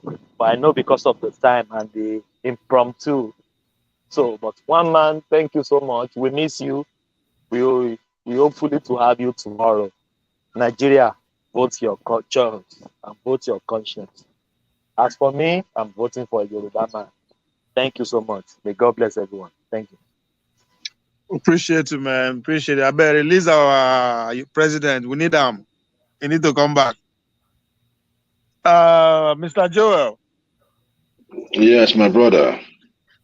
Are you still there? Yes, we have come to the end of today. I want to thank everyone. Just to support the stand of Saki Father. I mean, I think he put it better than I did. Just to tell you that I listened to that interview, and Nnamdi Kanu was like, if there is a work in Nigeria, why not? That he's going to, step down his agitation. So the issue here is that what we want, that is why then we started saying, what we want is what Nnamdi Kanu wants. What Nnamdi Kanu wants is what an average northerner wants. But what we have done over the years is that we have tried to politicize it. And no other person was able to do this other than Buhari. We already know that we have someone that is, we have someone that does not really think for the people in Asarok. And whoever that comes in between or amongst Tinubu, Obi, Atiku, and Kwankwaso, any of them that comes in will be far better than Buhari. Far better than Buhari. But however, when we talk about everyone that is qualified to take over Buhari's space, the most qualified, the most prudent, the most traveled, especially to those areas, especially to those areas where Nigerians are speaking to the issues, having a feel of them, knowing what they want and what they need. Such person will not deviate when they get into power. So that is why I am keep selling the candidacy of Obi, and I hope that Nigerians are going to heed to this call. He has done a lot within 4 months. Let's give it to him. No one ever did that in the Nigerian political space. He has done a lot in this 4 months. And the most important thing is that it has been driven by the people. So Peter B for president is something that most of us will love to see. And that day will come to pass after next day's election. Please vote for Peter Obi. Thank you very much. Obi, let's do it tomorrow. Well, I hope you've contributed. You say? Huh? I hope you've contributed to the support group.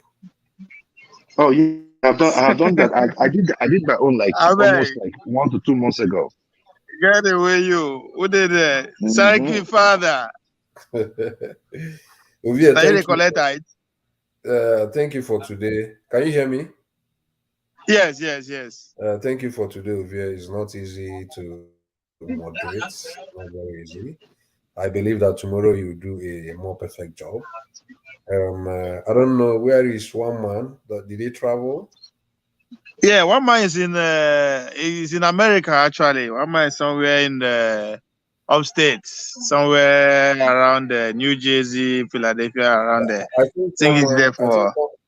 I think one man should use this opportunity to go to any of the locations because P2B is currently in the US.